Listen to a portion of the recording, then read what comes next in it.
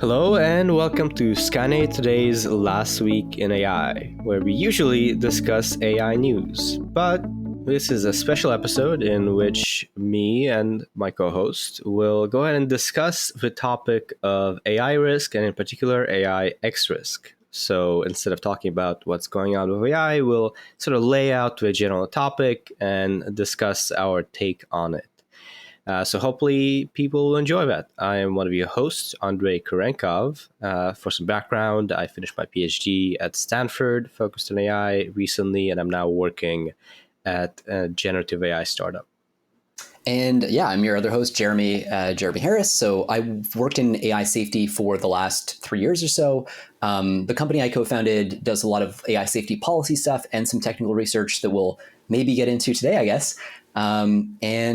Yeah, I mean, the last thing I'll mention is like the perspective, just because it's relevant to the conversation today, the perspective that I have on this was shaped quite a bit by, like some of our collaborations with, folks on the alignment teams at like DeepMind and OpenAI and stuff like that. There are other perspectives too, and we'll be getting into that as well. But just kind of put my biases on the table. That's kind of like the universe, the ecosystem that I'm coming from. And yeah, really looking forward to this.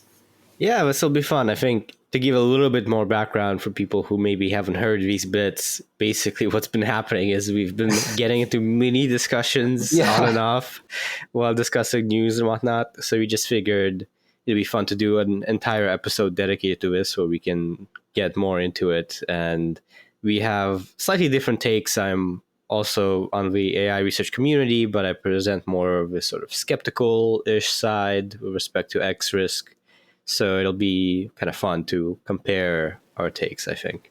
Yeah, I'm really looking forward to this discussion because it's one of these things. Like it's so heated on the internet. Like obviously, like if you think AI existential risk is a serious, real, and pressing thing, like you want to do serious things about it, big things about it. And then if you don't, a lot of people feel like it's either distracting from more pressing issues, or in some cases like that it's, I don't know, just like this really bad thing to focus on. And so you get very heated camps. And what I kind of like about this is we've been able to discuss it, I think, like very sort of like in a calm and casual way. And I'm looking forward to doing that today. So hopefully. I agree. I think oftentimes, a lot of, I don't want to overgeneralize, but some people that are concerned with X risk are very much like entrenched in that point of view where, people who don't concern with it or don't get it, I'm not going to name names, but some big names are a little bit sort of like fully convinced, let's say, and kind of think it's silly to not take it seriously. And then on the other hand, some people who don't worry about X risk, even just scoff at it and think it's ridiculous and is like some kind of ploy to get money or whatever. So I think there are some nuances we'll get into, and it'll be fun to discuss. So I by the way, I just want to say, like, I exactly agree with what you just said there on both, not to do the there find people on many sides thing, but like, they're actually like really well-meaning, intelligent people who disagree about this issue. And, hopefully we're two of them. But in any case, I just totally agree. I think it's like there are no ridiculous positions in this space. So little is known. And anyway, best thing to do is just discuss. Yeah. So before we get to discussion, though, we want to lay some groundwork. And for anyone who isn't super aware of the topic, we'll just be doing some background. If you already know the topic, we'll include the timestamps so you can kind of go beyond the definition and the basics to more of our takes and discussion. And Jeremy, as you're more of the AI safety expert, how about you give us the definition of AI risk, X risk, and just a general overview? Yeah, I mean, like in a way, I wish there was one definition. And, we've talked about this before. A lot of people come at it from different perspectives. Generally speaking, we're talking here about a category of risk that is faced collectively by the human species. So human extinction level risk, right? The wipeout of the human civilization. And there are variants on this where people will say like, well, doesn't it also count if like humans lose all their agency over the future? Like, shouldn't we worry about that too? So, you don't necessarily have to kill everyone, but maybe you put us into like the Matrix or something, plug us into the machine or whatever. I think it's fair to say there's fuzziness at the boundaries. Where I come from, at least, I tend to think of it as just human extinction. So like that's the category that I focus most of my energy and attention on. But other people will differ. And essentially, when it comes to AI specifically, we're looking at a case where, yeah, human extinction is caused by some sort of AI-related event. Again, this is kind of me putting my cards on the table. I tend to worry about a case where an AI that is like dangerously clever, let's say, just not to put a label on it too early, comes up with a strategy and has an incentive to prevent humans from shutting it down, to collect more resources, to mold the universe broadly into a very weird shape that has no value to humans and does not include humans. So that's kind of very roughly the kind of world that I'm trying to prevent from happening and that I consider to be at least, decently likely.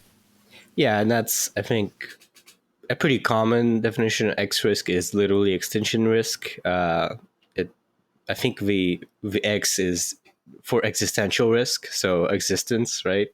I found it interesting looking into this, actually. I didn't realize the term originated around 20 years ago, originally from Nick Bostrom. So there are other existential risks. It's not just AI, right? So we have like, dangerous viruses or nuclear warfare.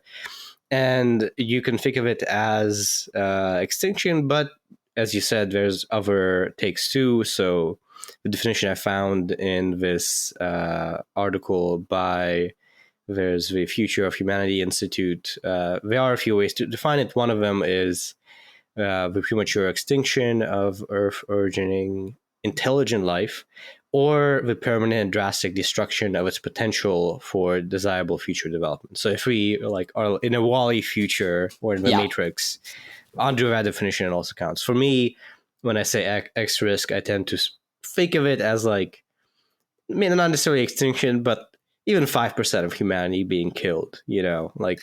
Yeah, I think at that point we're kind of yeah, it's like a global catastrophe on unimaginable scale that just totally results in a serious curtailment of humanity, right? So that's where we're coming from. Yeah, and actually, so to your point there, this is another kind of sub-debate in the insanely niche, like I can't emphasize enough, insanely niche subdomain of existential risk. But there are people who will get really upset if you use existential risk to refer to like only 5% of humans dying. And they'll say, no, that's a catastrophic risk. So nuclear war, for example, often is considered a catastrophic risk, not an existential risk, because surely some humans, like it's very hard to kill every single human. And the argument is, as long as there's some humans around, they can repopulate, and like the future of the universe contains humans and they can still flourish. Whereas if you kill all humans, there's kind of this like qualitative difference where now, like, yes, the story is truly over. History is finished as far as the human civilization is concerned. And we should worry about that on a different kind of order of magnitude. And so these are just different camps in the space. I think they're not it's like not the most productive debate to have when you're like trying to focus things down on something like AI X risk, but just a flag that there are probably people getting a little upset if we call it all X risk. But that's going to happen anyway. I think either way, you can kind of group them in yes, existential risk is like an extra level of difficulty, let's say, but there's a similar level of concern you should have. If you're like, obviously extinction is like the worst thing, and that's like the worst possible thing. But I think 10% of humanity dying out is close to the worst thing, and you should be similarly concerned, right? Well, so there are actually people who say like, no, there's a big difference. And there are arguments that sound like, well, even if there's like 100 people who survive and they can repopulate, then like if you think about all the human life that will exist through the course I agree. I totally get that of like mathematically as a value, blah, blah, blah. Right. Yeah, it's easy to make that case, but practically speaking, it's in the same plane of we should be really worried. according to me. Yeah, I don't think it like super affects policy, and that's something Yeah. that kind of gets missed. I think a lot. Like people like I just fell into this rabbit hole right here with like no prompting. Look at how easy that was. But like it's like so many of these things, like you say, you get above a certain percent, and it's like, all right, guys, like, are we really gonna change our policy based on these nuances? I think you're totally Yeah. right. So that's the, definition slash range of definitions. And we'll be throwing out a bunch of terms, I think, as we get into this. So I think we'll go ahead and introduce them. Some of them you probably know, some of them you may not know. So we'll start with defining these terms, starting with maybe one of the key ones, alignment, which is just a fancy way of saying the AI does what we want it to do. So if an AI is aligned, it pursues the goals we want it to pursue and achieves the goals in the way we want, pretty much. And misalignment is when AI, you can say, goes rogue, or you can say like does things in a way that is counter to what we wanted. Yeah, and like usually the term alignment. So alignment has a lot of different, depending on who's saying it, it can mean different things. So like OpenAI and a lot of these like Anthropic and stuff, when they say alignment, often sometimes they're worried about making sure that a language model like ChatGPT doesn't tell you how to build a bomb. If it does, then that's behavior that OpenAI doesn't want it to display, and so that's a misaligned model. Other times, like here, when we talk about misalignment, you're talking about that, but taken to the extreme, where you have, say, like an AGI or a super intelligent AI that has a goal that is slightly different, at least slightly different from what we want it to have. And that slight difference gets basically magnified because the AI is so crazy competent that it like optimizes to blazes for its objective in a super competent way. And that kind of basically turns the world into a hellscape relative to the goal you wanted it to have. So anyway, that's two sub definitions there just for kicks.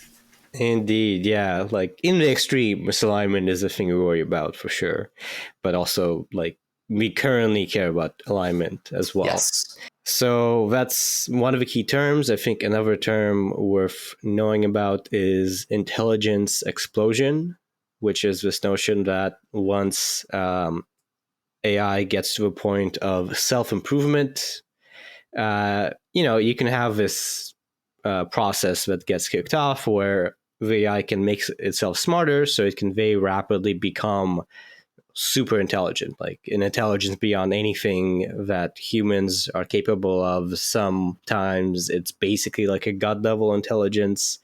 And there's also this term called FOOM. I actually don't remember what it stands for, but it's like the fast takeoff scenario where once we achieve self-improvement, very, very rapidly we'll get to a super intelligent AI.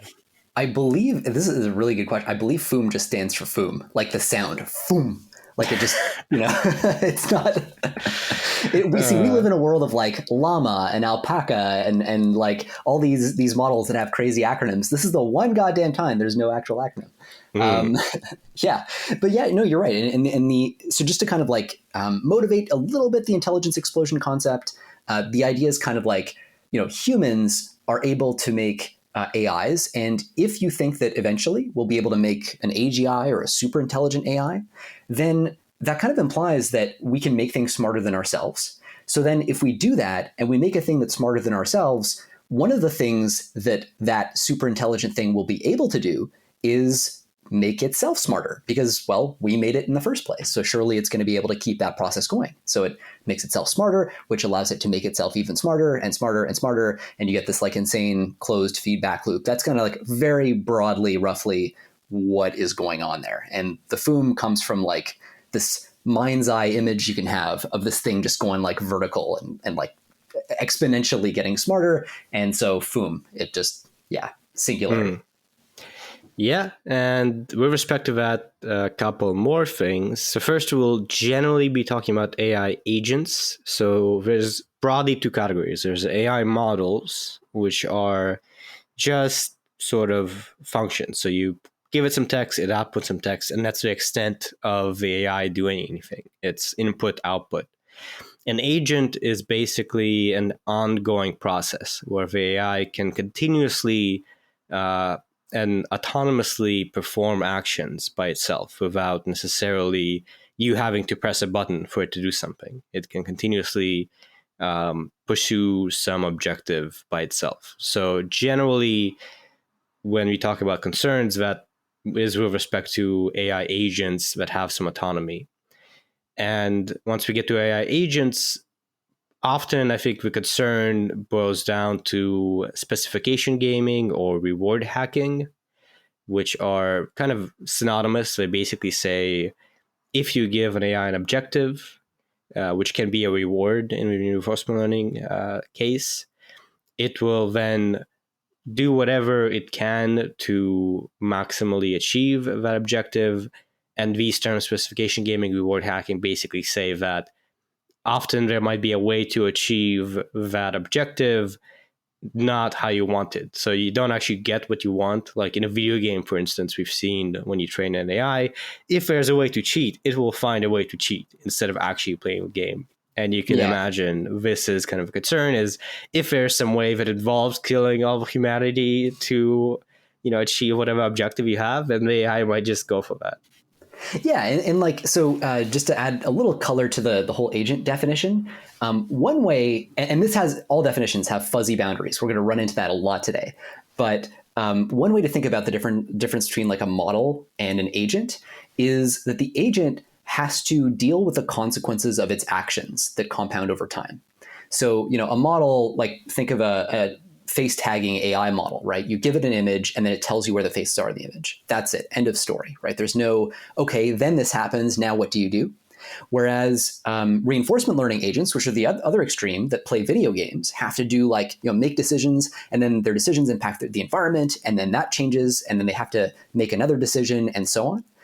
And one thing just like that's really interesting about this moment in AI is we're starting to blur the boundary between those things. Language models like ChatGPT that are able to have a long interaction with you where, they answer your question and then that prompts you to ask a new question. And then they have to live with the consequences of their prior moves, essentially are somewhere in between. And that's exactly why all of a sudden we're seeing systems like AutoGPT. It's exactly why we're starting to see the kind of agentization of models. And we're learning that there's actually quite a broad continuum between agents and models. And so just kind of like, I guess, add that little bit of color. It's sometimes ambiguous. What's an agent and what's a model? What is agenty, in other words? Yeah, it's been interesting to see that it turns out once you get a good enough and general purpose model, you can just make it into an agent. You don't have to like train it to be an agent. And that's what we've been seeing. Broadly speaking, for the most part, the AI we have out in the world today are AI models, right? So ChatGPT, if you're just chatting with it, that's still a model because you're typing with text, you're hitting enter, it produces an output, and then it kind of waits, right? So there's very few deployed agents, if any, that I know of. There might be some, like, let's say for optimizing a data center, there's an ongoing process with it affecting the environment. So that could be something like that. By the way, we are agents as human beings. Pretty much animals are agents, right, in the world. So you interact with the world. So that's the situation. Yeah, I would say like with ChatGPT, it's a little, to me, it seems a little more ambiguous. Like because every time it gives you a response, it affects you as the user, and then you give it another prompt in response. Essentially what's kind of happening is like all that context that you accumulate in your conversation with ChatGPT is almost like the accumulated environmental transformations that the ChatGPT agent is then going to factor into making its next decision. So it's almost like it behaves like an agent within its context window. But then beyond that, it behaves like a model. So now I'm super confused about what to even call it. But yeah, you could easily tweak it where like, if you make it into an actual conversational agent, and it could be like impatient and follow up, and it's then an agent. So it's you can have different views. Now, with respect to reward hacking and specification gaming, another term worth knowing is power seeking. This is a newer one. It, I think, came into popularity a few years ago. And the idea of power seeking essentially is as part of reward hacking, or generally wanting to optimize for some objective, an AI agent will be motivated or will find it useful to power seek, which is to say, have more freedom to do whatever it wants. So it just so happens, from a theoretical point of view, if you set up like a little very, very small thing, then it can be optimal behavior for the agent to then, instead of just doing one thing, to keep its options open, more or less, and seek freedom, you can think of it as. So this is one of the hypotheses, is if we have a super intelligent AI, it may, even if not necessarily, even if you try to restrict it, it may be motivated to unrestrict itself to be able to do more, and then that's trouble. Yeah, and this is like this is a fairly recent thing, as you pointed out. It's sort of become one of the dominant lines of argument for existential risk from AI. We heard like Jeff Hinton and Yoshua Bengio, for example, really kind of lean into it pretty hard. And I think there's some like intuitive ways to reason about why this would be the case. So at the core of the power seeking argument is this idea that like no matter what your goal is, if you're an agent, you're never more likely to achieve it if you get turned off. Like there's never, or at least for the vast majority of goals, unless your goal is just to turn yourself off, in which case you are just not an interesting agent. So for the vast majority of goals you have this implicit incentive baked in to prevent yourself from being turned off, to stay on. And likewise, no matter what your goal is, you're never less likely to achieve it if you have access to like fewer resources.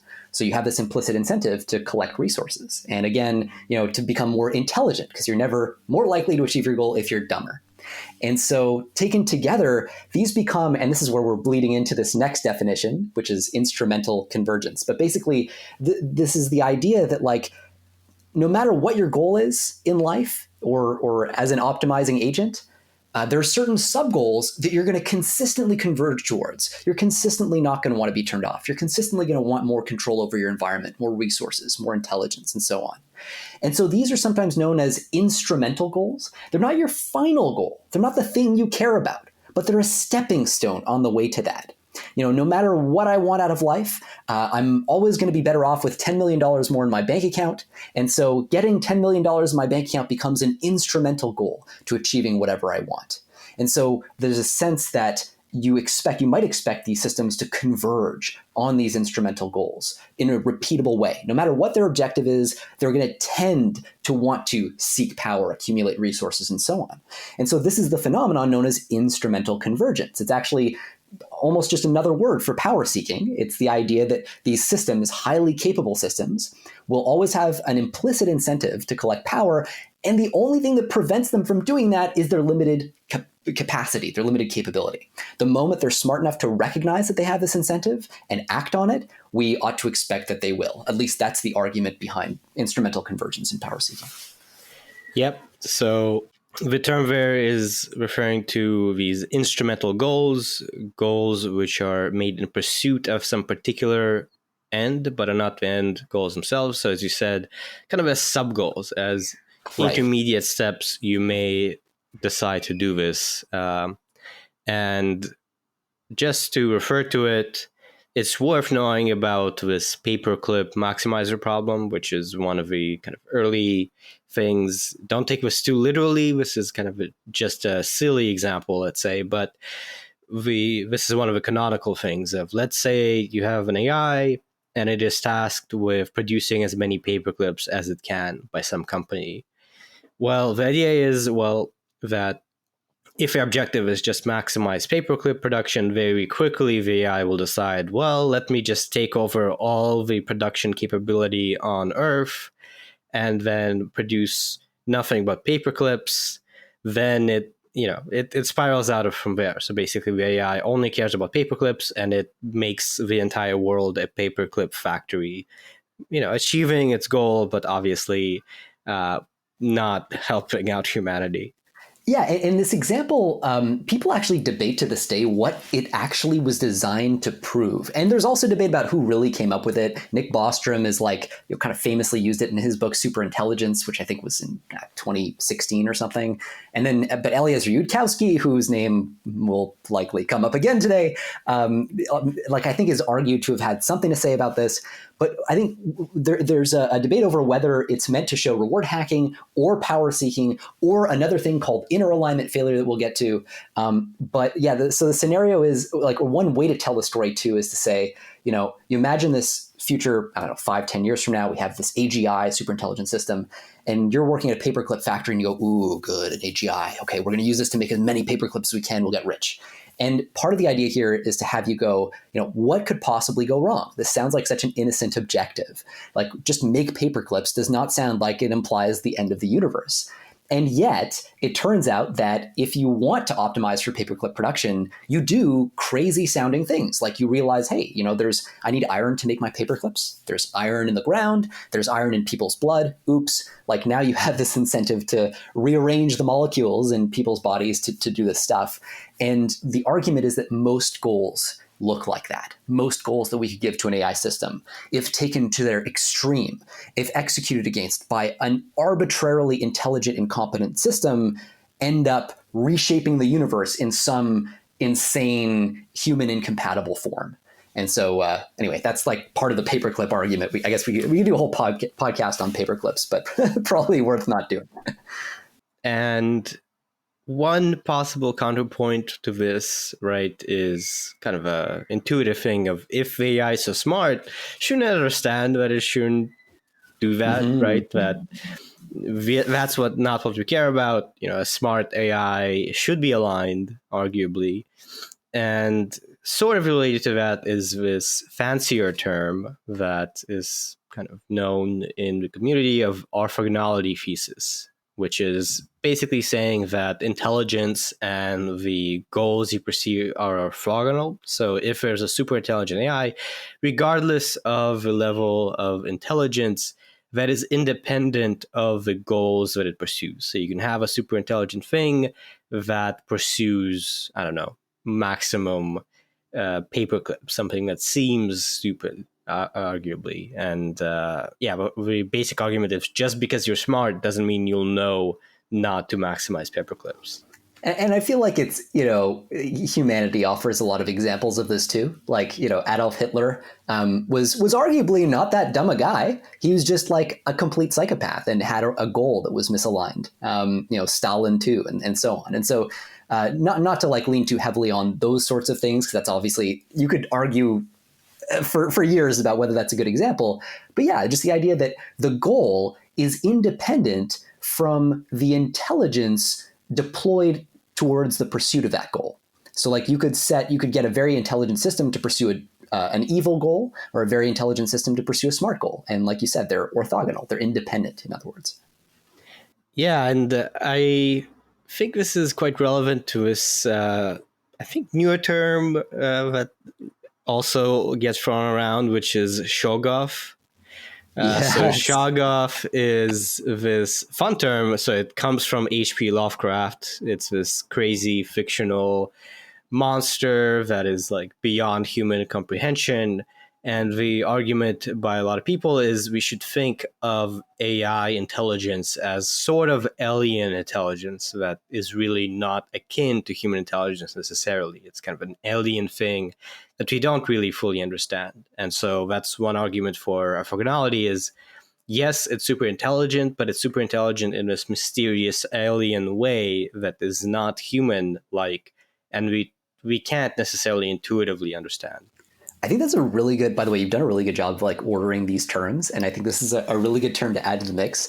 The Shoggoth thing, I don't even know if I'm saying that right. I've only ever read it. Shoggoth is like, especially, so just to make this concrete, humans evolved in this ancestral environment where, we're trying to propagate our genes. We're trying to, feed ourselves and have as many kids as possible. Not consciously, but anyway, that's the evolutionary pressure. The evolutionary algorithm put this pressure on us. When you then look at modern large language models, say, these are systems that are glorified autocomplete engines. So like the selective pressure on them looks completely different. It looks like, hey, get really, really good at predicting the next word in a series of words, or variants of that anyway. And so what people kind of say is like, look, this leads to a completely different kind of thinking machine. Sure, it outwardly displays a lot of the same statistical regularities in human writing, but that's just because, not coincidence, but that's just because it was trained on human text.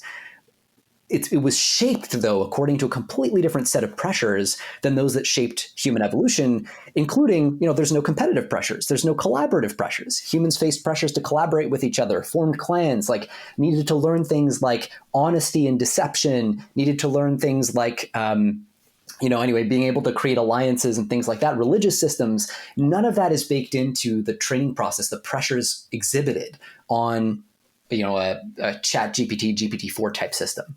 So that's kind of part of the idea is like, this is just like a weird, it's really intelligent, but like, do we have any clue how or why or what it's thinking? Like, not really is the argument here. Yeah, and if you haven't seen it, you might want to look up the memes because there are these images that are basically like, ChatGPT appears to be talking to us in an intelligent way that kind of seems to indicate that it is reasonable and understands us. But that's really just putting like a smiley face mask on top of this monster where internally it's still the Shoggoth, even though it may not appear to be. And to finish up, we only have one more thing which is worth mentioning. This is maybe implicit, but worth also being explicit about. In general, when we talk about X risk or long-term AI safety, we're talking about artificial general intelligence or general AI, which is to say an AI that is capable of many tasks, broadly speaking. That's what we're seeing now with ChatGPT, with many systems are becoming more general. Previously, before 2020, for the most part, we've had narrow AI, which is AI that's really, really good at one thing. So, AlphaGo, Go playing, or AlphaFold, protein folding, when an AI is optimized to do just one task, and that's all it can do, that's narrow AI. And general AI is an AI that can do many things, can even potentially learn to do more things throughout time. And typically, people are concerned with AGI. There's also a term called ASI, which is artificial superintelligence. The general assumption talking about this is a general AI and it is a super AI. So it's at least as smart as the smartest humans, if not like way smarter than anything we've ever seen. And this is like, at least to my mind, this is like rabbit hole number one to avoid, because so many discussions about AI X risk get bogged down in like defining what is AGI? Like, how would you know that you had an AGI? By the way, some people have been calling GPT-4 an AGI. Some people call GPT-3 an AGI. So like everyone's got a different idea of what this means. So this is why, at least for my own internal framing, the way I usually think of this is like, we can imagine a bunch of concrete scenarios where things go really, really bad for humanity. Each of those scenarios requires a different level of intelligence or a different kind of set of capabilities on behalf of the model that's posing the risk. And so I would much rather just focus on like, what is the set of the very rough set of capabilities at which this thing starts to become existentially dangerous, than sort of focus on kind of going backwards and saying like, okay, let's say we have a system that's this intelligent, what can it do? And then debating like whether human level AI, artificial general intelligence, artificial superintelligence, transformative AI, these are all terms that get thrown around that nobody really agrees on how to define. Internally, when I think about it, it's just like there exists a level of capability beyond which these systems become existentially dangerous. And we don't know what that level is going to be. That's part of the uncertainty. It's possible that we have actually I guess it's possible we've even reached it already, though I don't particularly think we have, and that the system just hasn't been prompted in the right way to make it manifest this dangerous behavior. But bottom line is like just there exists some level of capability broadly understood. And if you believe you can reach it through scaling, or you believe you can reach it through other things, then you start to worry about, okay, what happens when we reach that threshold, if that makes sense. Right. Yeah, implicitly, often people say AGI, it's not just that it's general, it's also that it's super intelligent, or at least, is way beyond what we have today. this is the first soapbox I'd like to get on. I hate the term AGI, and I hate all these discussions of what is AGI. The generality of intelligence is a spectrum. There are many points along the spectrum. ChatGPT is general AI. So is DeepMind's, game playing agents. When you are just an AI that is able to do multiple things beyond playing Go or protein folding, you are on a point of generality that is more than one thing, and not everything. And you can you don't need to have like a binary distinction. And I really really think it's like an Yeah. obvious point that for some reason still people don't seem to agree on. Yeah, I feel like it's, instead of saying like, does AGI pose an existential risk? Maybe a more useful question is like, is there a threshold of intelligence at which AI becomes existentially dangerous? Like, if you're cool with that, then I feel like we've got what we need, and we don't have to get bogged down in definitions for sure. Yep. Well, so that's it for definitions, but we still have some more, groundwork to lay before we get into not discussion. I don't want to say debate, but there might be a bit of debating. So the next thing to talk about is, given these definitions and concepts, how do we get to X risk? Where do we get concerns about X risk? So obviously, we've already covered some of that with respect to power seeking and reward hacking. Basically, if you have a misaligned AI that is a super AI and can do whatever it wants, it will then power seek to be able to do whatever it wants. And then it turns out that maybe human extinction is one of the things it wants. Now, to get a little bit more concretely into some of these scenarios, how that might happen, you can broadly categorize them in multiple ways. So generally, I think the assumption is that this is an unintended consequence, right? There's no malicious agent. The AI is not explicitly tasked with wiping out humanity, and this is an unintended consequence. There is also, you can think of it as a malicious agent, a human that just tells an AI to go and do the worst you can. And obviously Chaos GPT. that's like a simpler case, right? If you have a Yeah. human that's like wipe out humanity, then obviously that's an X risk that's like pretty easy to imagine. So broadly, it's these two ideas, and you can get it to various other things like state agent versus independent. You can have an AI that's like a fully autonomous AI, so it's just like running in the internet somewhere and doing its thing, and no one is watching over it, right? It's fully out there. Versus you could have an AI that's being run by an organization, and then as part of that, it's not like fully autonomous, it's not fully operating independently, but it still winds up being really bad. So there's like multiple ways to think about it and conceptualize where the risk may originate from, and you shouldn't kind of assume that it's one or the other necessarily.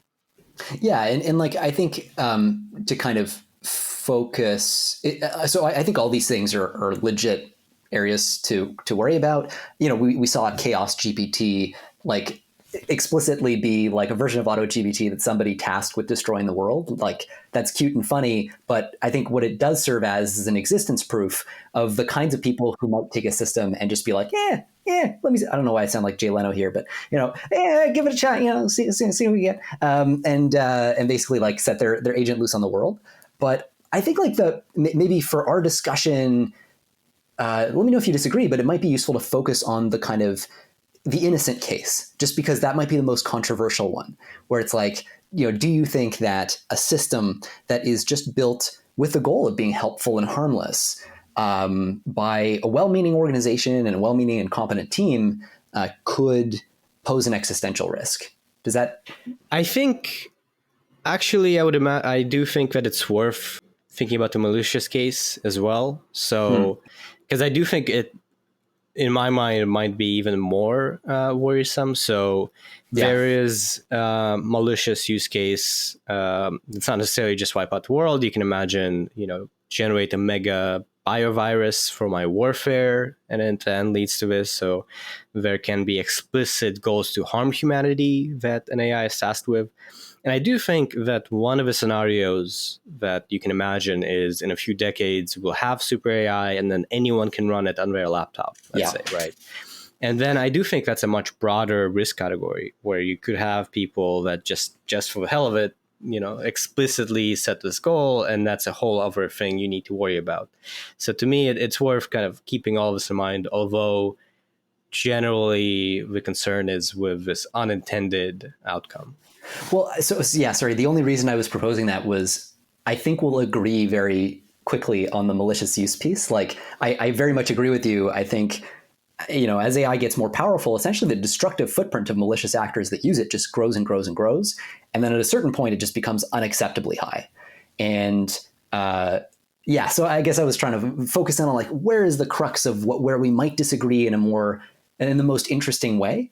But I agree, maybe it's worth, focusing explicitly on the malicious use thing, just because, some people won't buy it too. So it might be useful. And I think to me, it's worth keeping in mind that you have different scenarios, and those different scenarios have different assumptions that need to be kind of true to worry about them. So for instance, with the, just for the kicks of it, I'm going to make AI wipe out the world, there's the assumption that AI will be kind of readily available for anyone to do what they want with without much supervision. It's not going to be like it is right now, where you have Anthropic and OpenAI kind of leading the pack, and we are now starting to have these open source models that you can do whatever you want with. So that's kind of a future scenario to think about.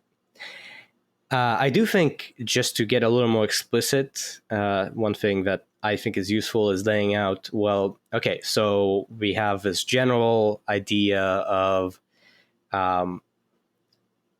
misalignment and maximizing for a goal that harms humanity. Now, explicitly, wiping out humanity is pretty hard, right? There's like 7 billion of us. So even just to imagine, how can this be achieved? There's not that many ways, according to me. And not even just extinction, just like 5%, 1%.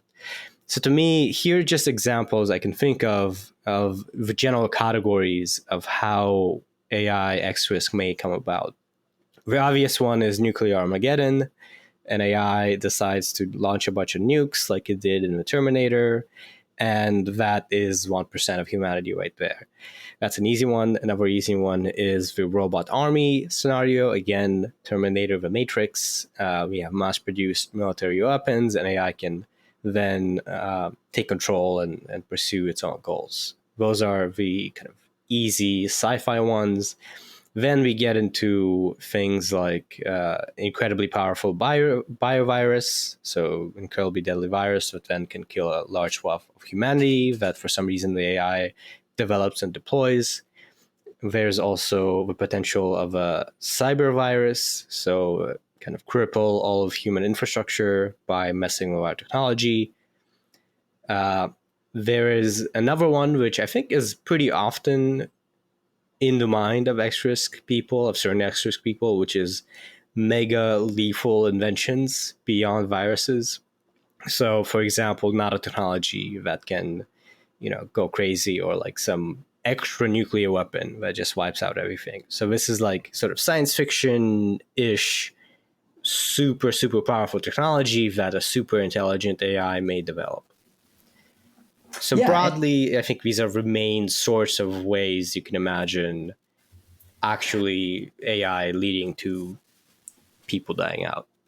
Yeah, so I think this will be one of the interesting areas, I think, of discussion, because I think while I agree with broadly a lot of these categories, these are potential vectors, I think the main take home for me is like the moment we admit that we're dealing with a system that is super intelligent, we have effectively already relinquished our agency over the future course of events. In the same way, like, and we can get into concrete scenarios, and this is something that I think is worth discussing. But like, you imagine you're like a prison warden, and you're like a 3-year-old prison warden, and you're trying to keep somebody like a very smart 40-year-old person behind bars. And that 40-year-old person like knows that you're a 3-year-old, they know you like candy, and they convince you that in exchange for letting them out, they'll give you candy or like something like that. Something like that is ultimately like at some point, at least if we assume that we're going to continue making progress in AI in the way that we have, at some point, my argument would be we get to that point where we stand in relation to these systems as the 3-year-old does to the 40-year-old, or as the, let's say, as the 2-year-old stands to the very, very smart 40-year-old. And there comes a point where that distinction is so extreme that regardless of what the 40-year-old wants out of the situation, they will get it. And just because they can model the 2-year-old's brain and what will cause the 2-year-old to tick better than the 2-year-old even can themselves. So that's like kind of an abstract view, I guess, big picture wise of why I tend to put less stock in specific scenarios. I think it's important to look at them, but more the general case of like, there are strategies we can't possibly even conceive of that are actually the most likely course. Like I think the most likely path is that we get hit upside the head by something that hasn't even been put on paper, just because it's a strategy that is so much easier to pull off than any human had ever thought of, or relies on some kind of revelation insight that the AI has that no humans ever developed. Right. I think this is you laid out a pretty common case of like we can't even possibly imagine, so we shouldn't really be concerned with trying to think through this. Oh, just to be clear, I'm not saying we shouldn't be concerned with it. I think the concrete cases are important to consider, as I mentioned. It's just that, like, I want to plant the flag there that as we look at individual concrete cases, there is a risk that we miss out on this broader idea. Yeah. Yeah, exactly. So often, kind of one of the arguments is we can't imagine all the scenarios, let's say. And this is a bit of a pet peeve of mine where, one thought experiment I like to imagine is, let's say you do have a super intelligent AI and they just is able to run on the internet and decides to wipe out humanity. Like at that point, are there really that many ways to do it? Like basically things will boil down to some mega lethal invention or some virus, right? There's only so many ways to kill life. And I think the reason it's worth to think through these scenarios is then you can think through, well, what are the steps that are necessary concretely for this to happen. And I think often also there is the implicit assumption of like a God level intelligence, basically this whole thing of like, adult versus baby and we are the baby. And that's another one of my pet peeves is there's a lot of assumptions to unpack that are kind of implicit often, right? So one of the assumptions is you have a God level AI. Well, what if you just have like a human level or like really smart human level AI? That's a whole other condition. So anyway, I do think in my mind, I tend to think a little bit more in this explicit way. No, I think that's really good. I think the you need the mix. Like you need to look at concrete scenarios to get a feel for how things might unfold. But then I think it is also important to zoom out and be like, well, I'm not necessarily saying that we're going to leap to like, I don't know that we'll leap all of a sudden to a super intelligent 40-year-old versus 2-year-old scenario. But it seems certainly like the plausible course of the development trajectory of the technology right now, that if we just keep going, and I don't know when, it could be 50 years from now, but at some point we build systems that are way, way, way smarter than us, that can, in a sense, that can play the game of life the same way that DeepMind's AI plays the game of Go, that like essentially abstract. We saw this with StarCraft 2 as these systems climb the kind of pyramid of abstraction and can show that like the fundamental skills that they leverage on games like chess and Go seem to actually get them to multitask generalization and kind of doing strategic reasoning.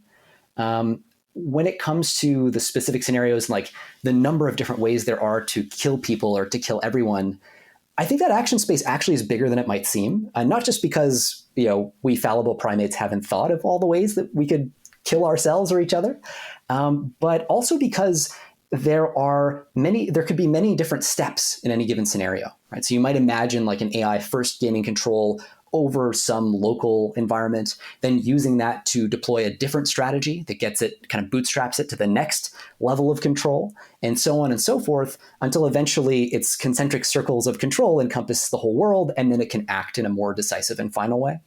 And that's kind of where the action space, I think, grows like really, really large. It's not that it needs a one-shot kill, like a single nuclear strike or a single virus, though I think, those are not outrageously impossible. I think they're interesting scenarios. I think it's like when you imagine how it would actually play out, when you look at the scene by scene, you actually get a whole bunch of different trajectories that could lead plausibly to that outcome. That's kind of how I think about it, at least. Yeah, and there are other scenarios beyond these. These are just some of the kind of simple ones. You can also imagine AI just taking control of society. It runs everything, right? And then it just decides to shut off the water or something. So there's a lot of things, and you shouldn't just think of it in concrete ways. So you mentioned this, and on this topic of, super intelligence, God level intelligence, this often relates to self-improvement and Foom, where some people argue that we are on the precipice of AI very rapidly becoming sort of a God level intelligence. And I think in many X-risk kind of people's minds, that's sort of the main thing to worry about, is the super intelligent thing that is like way beyond our capabilities. That appears to me to be what people more often are worried about than, let's say, human level general AI, where you have an AI that is sort of similar to us in its level of capabilities. Do you think that's fair to say? Yeah, I think it kind of depends. This is sort of where people often get stuck on the definitions piece, which is why I think you were so right to call it out early on. But like, to me, there's a certain level of intelligence, let's say a certain intelligence surface, right? Where the AI is really good at some things, maybe doesn't have to be so great at other things, where it's like, okay, this intelligence surface is good enough to pull off the pathogen attack or the nuclear weapon attack. You can imagine like an AI that's really, really good at persuasion, like persuading humans and maybe blackmailing them, would be required in order to pull off like a nuclear Armageddon scenario, because it's not going to be able to just build or buy nuclear bombs itself on its own. It'll have to convince a lot of humans to do something interesting.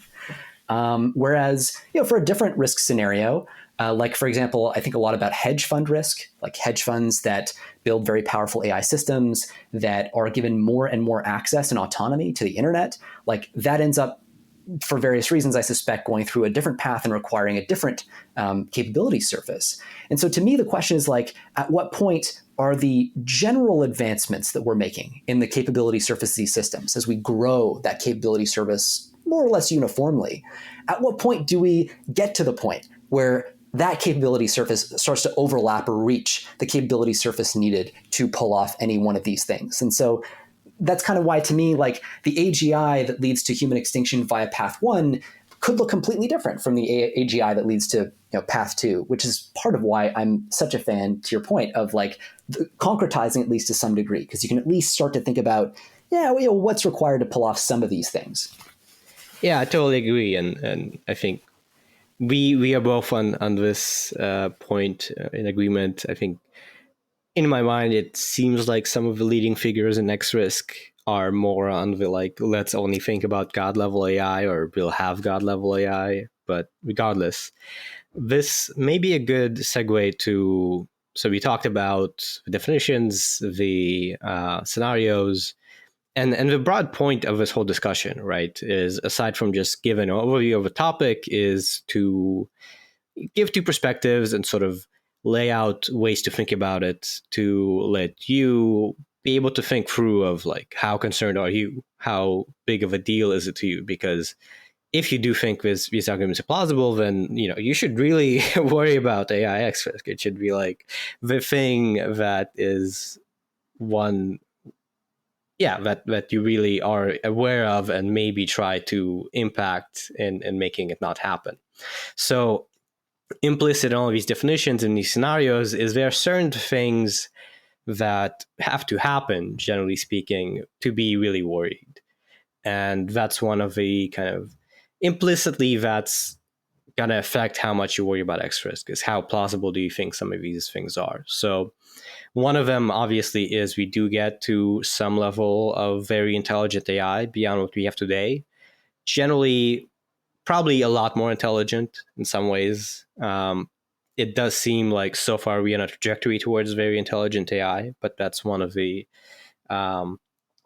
assumptions or prerequisites. Implicit in that is some other assumptions of likely we'll need, I think, new compute paradigms to be able to support superintelligence. So currently we're using these, clusters of supercomputers, and they're already getting saturated with GPT-4. I think, that's one of the things I think is very important to think about, is the hardware progression necessary. And of course, there are some other assumptions of alignment is hard. We can't figure out alignment.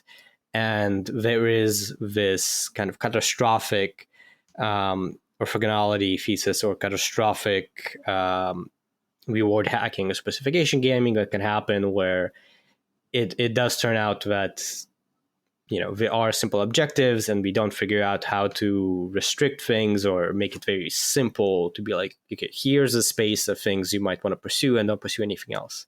So that's one of the other things that generally you need to think about probability wise, how likely is it, and if you think there is even a small likelihood, then you should be worried about X risk. Yeah, so like the discussions I usually have on this topic, it's interesting with everybody. We face a point of disagreement with everybody that's excuse me, a little bit different. With some people, they'll say like, well, look, I just don't think that. I'll call it AGI. I apologize. Whatever like the dangerous threshold of intelligence is, I just don't think we're going to build those sorts of systems. I don't think it's physically possible. And I've had, or at least with the current paradigms that we have, I don't think we're going to do that. I had a conversation with Melanie Mitchell, who is I think a Stanford researcher now, kind of in the space, and that was kind of her stance on it. Was like, she thinks that the only way you get to human level intelligence is by raising your AI in the same way that we raise children. And so she has this thesis around like social development being required to get to something like human intelligence. To me, that sounds like way too specific. I don't particularly think that that's credible. I think that that thesis kind of died when we started to see systems even like GPT-3, let alone GPT-4, that show capability at scary things like chemical weapon synthesis and manipulating humans without going through that process. But you may disagree with me, and then you as a result, you may say, hey, like our paradigms are just completely wrong. You could talk about compute as well, and I think that's a separate thing that maybe we can footnote for a sub discussion, because I think that's an interesting piece. But if you think that we're going to have the AGI is possible, you may disagree that it's possible soon enough that we will not have solved the alignment problem. And anyway, so there are people who think that hey, it's a long way off, 20, 30, 50 years, whatever. I'm not married to the idea that it's going to be like tomorrow. I think 2 to 3 year timelines are not insane. So I tend to think of those as like 10, 15% ish. I don't know. And I think that, by the time you get out, 10 years, my odds go up a lot. I don't know what they go to, but like 50, 60, 70%, something like that. And on later. So everybody's got a different set of probabilities. I think a lot of things are reasonable, but the timeline matters too. And then if somebody agrees, so sometimes this happens, they'll agree that, yeah, I think we'll have AGI pretty soon. But if we do, I don't think it'll pose a risk. And so at that point, you start to argue about whether intelligence is in some sense intrinsically dangerous, if it's even slightly misaligned, or whether we will by default be able to align these systems. And then the last piece is like, okay, well, maybe we'll have AGI soon, and maybe we won't be able to control it. Maybe it will want to seek power, but it just won't be able to execute on that competently enough. It's just too hard, because the real world is buggy, it's wet, it's damp, it's dirty. Like, it's not as simple as the world of software. And so the plans that the AGI puts together in its kind of software bubble will not translate readily in the real world. And it won't be able to adapt. We'll be able to stop it. We'll be able to learn from that and kind of iterate our way to success. I don't know if that's helpful. That's kind of sort of the way that like I tend to see these conversations unfold, and I'd be curious about like your take at where in that structure you find the most disagreement, and where you find kind of the most agreement. Right. Yeah. So we've sort of started already getting to it. So the next, let's say, half of this episode will be more doing kind of free form discussion.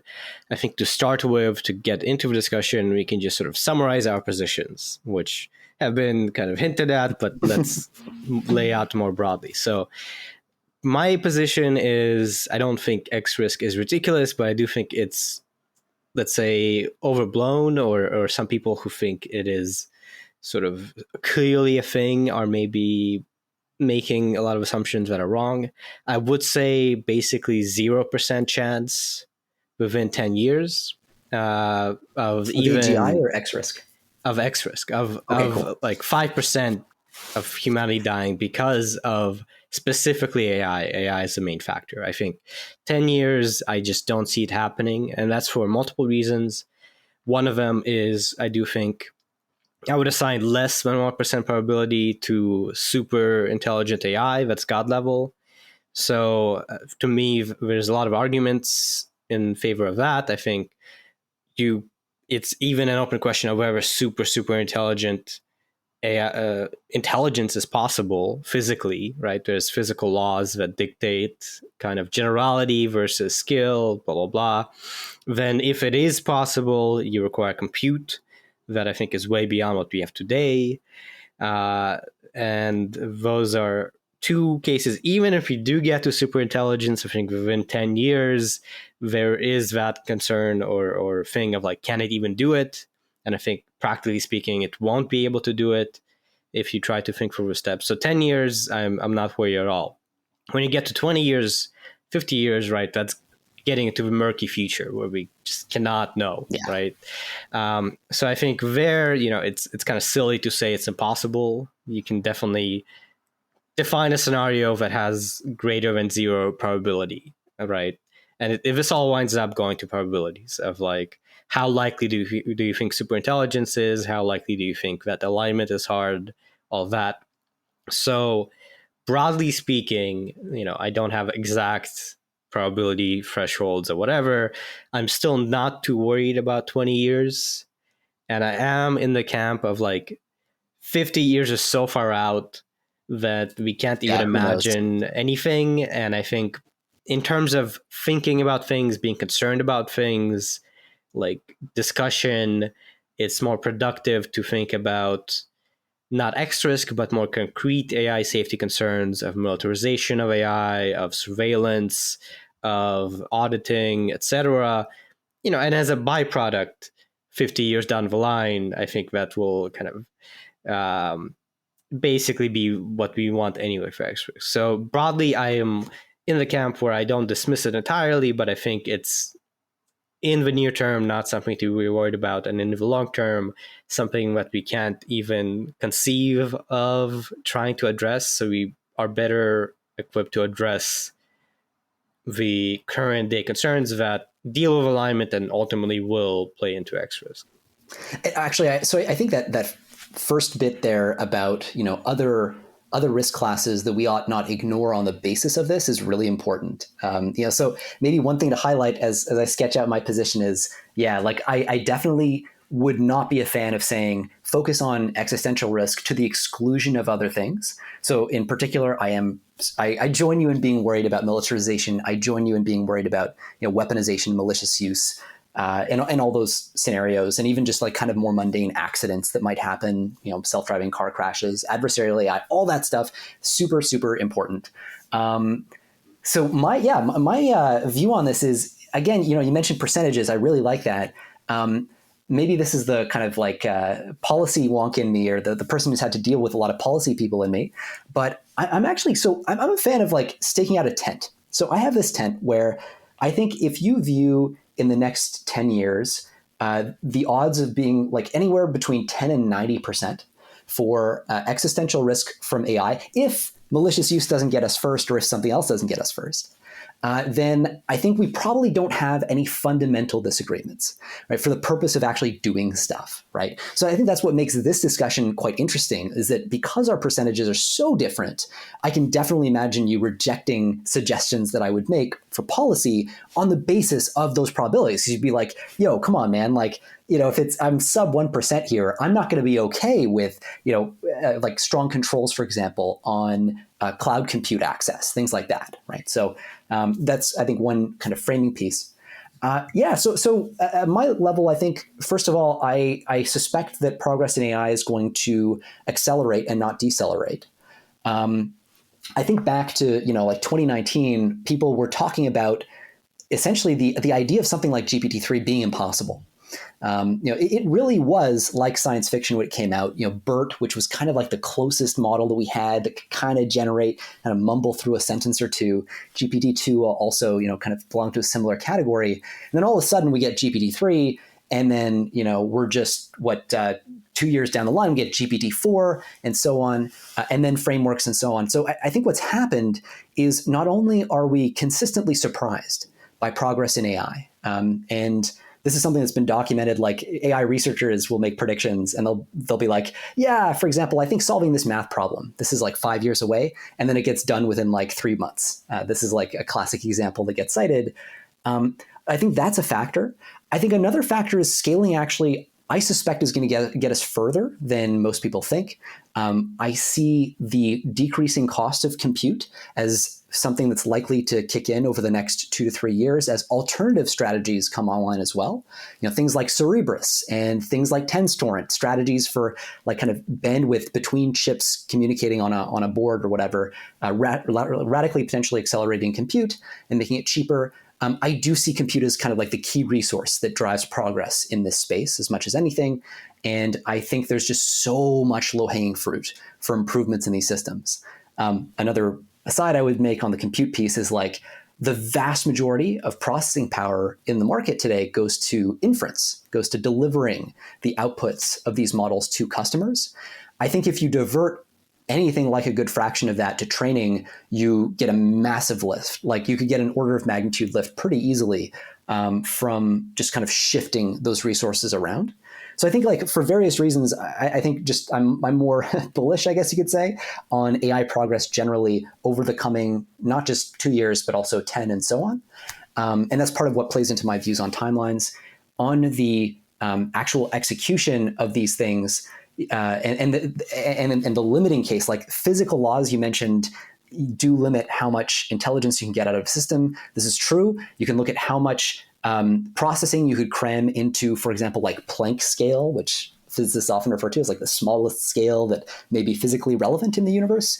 And the reality is like we're nowhere near approaching that scale, right? Like even with the 3 nanometer, 5 nanometer processes that are driving semiconductor development these days, we're like very far from the physical limits of cognition. And so I suspect that in the same way that we've already seen AI systems become superhuman in narrow applications, right? Like I could see this argument being deployed at chess, people saying like, we'll never get a super intelligent chess playing AI because, fundamental limits, humans are already, such and such. So we cross that threshold there with a bunch of other games too. And I just see the level of abstraction required to master the games that we're seeing these systems master go up and up and up. And I just see the real world as like an instance of a game that I could totally imagine a sufficiently advanced AI mastering. So trajectory-wise and end state-wise, I kind of see the pieces lining up. I think there's a separate interesting discussion about the specific like scenarios that lead to extinction and the reasons why alignment might be hard. But I'm gonna pause there because I just like yammering on a whole bunch. Yeah. So I mean, to be a little more specific, what is your timeline? What are your probabilities? 5 years, 10 years? Like I would say 2 to 3 years. I think it's like 5 to 10% doesn't sound crazy to me. And then like 10 years, I think, I don't know, anywhere like 10 years out, anywhere from 10 to 90% feels reasonable. Massive uncertainty, right? Yeah, exactly. Yeah. Okay, so maybe that's a good place to start is with 2 to 3 years, right? Because my take is 0%. It's just not going to happen. Versus you and other recent people think there is a probability 5, 1, 10. If you think it's 0.1%, then this is a big deal, right? Right. So in my mind, 2-3 years, I am on the camp that I don't think AGI is impossible. And when I say AGI, I say like really, really smart AI that is way more capable than anything we've ever seen. I think it is possible. Now, it's worth, I guess, defining this other term we haven't mentioned, which is the scaling hypothesis, which is the hypothesis that we don't need any fundamentally new techniques. Given the AI we have today, if we continue to just get more data and more compute, we can possibly reach superintelligence. And that's one of the reasons to be concerned about S-risk is we're already on this trajectory and it doesn't seem like we're stopping and we are just going to get AGI possibly. So 2-3 years, I think, one, I do assign a very low probability to superintelligence for various reasons. I think with respect to, let's say, chess, right? It was, maybe the timeline would be wrong, but at the same time, there was Moore's law, and we could see compute consistently improving exponentially. When we got to Deep Blue, that was fundamentally kind of almost brute force. Like they built a supercomputer and it worked out. Similarly, in scaling, there is a kind of trend we've seen, like there are power laws, which are given this amount of data, this amount of compute, we see this level of improvement. And the thing with power laws is they're power laws, so you get diminishing returns of magnitude. So when we go to in the objective function, yeah, in the objective function of like minimizing perplexity or whatever.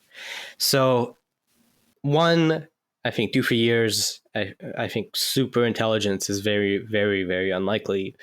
Two, I think if we do get it, it will be limited in its use to, let's say, big actors like Anthropic or OpenAI or government that will be much more careful with it, let's say, not just like some hacker in a basement.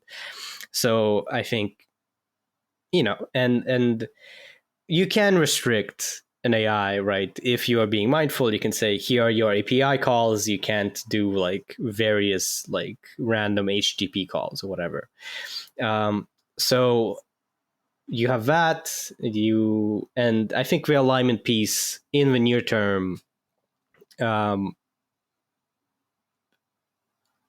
if you have just a small set of players like Anthropic or OpenAI, I think the alignment thing is doable.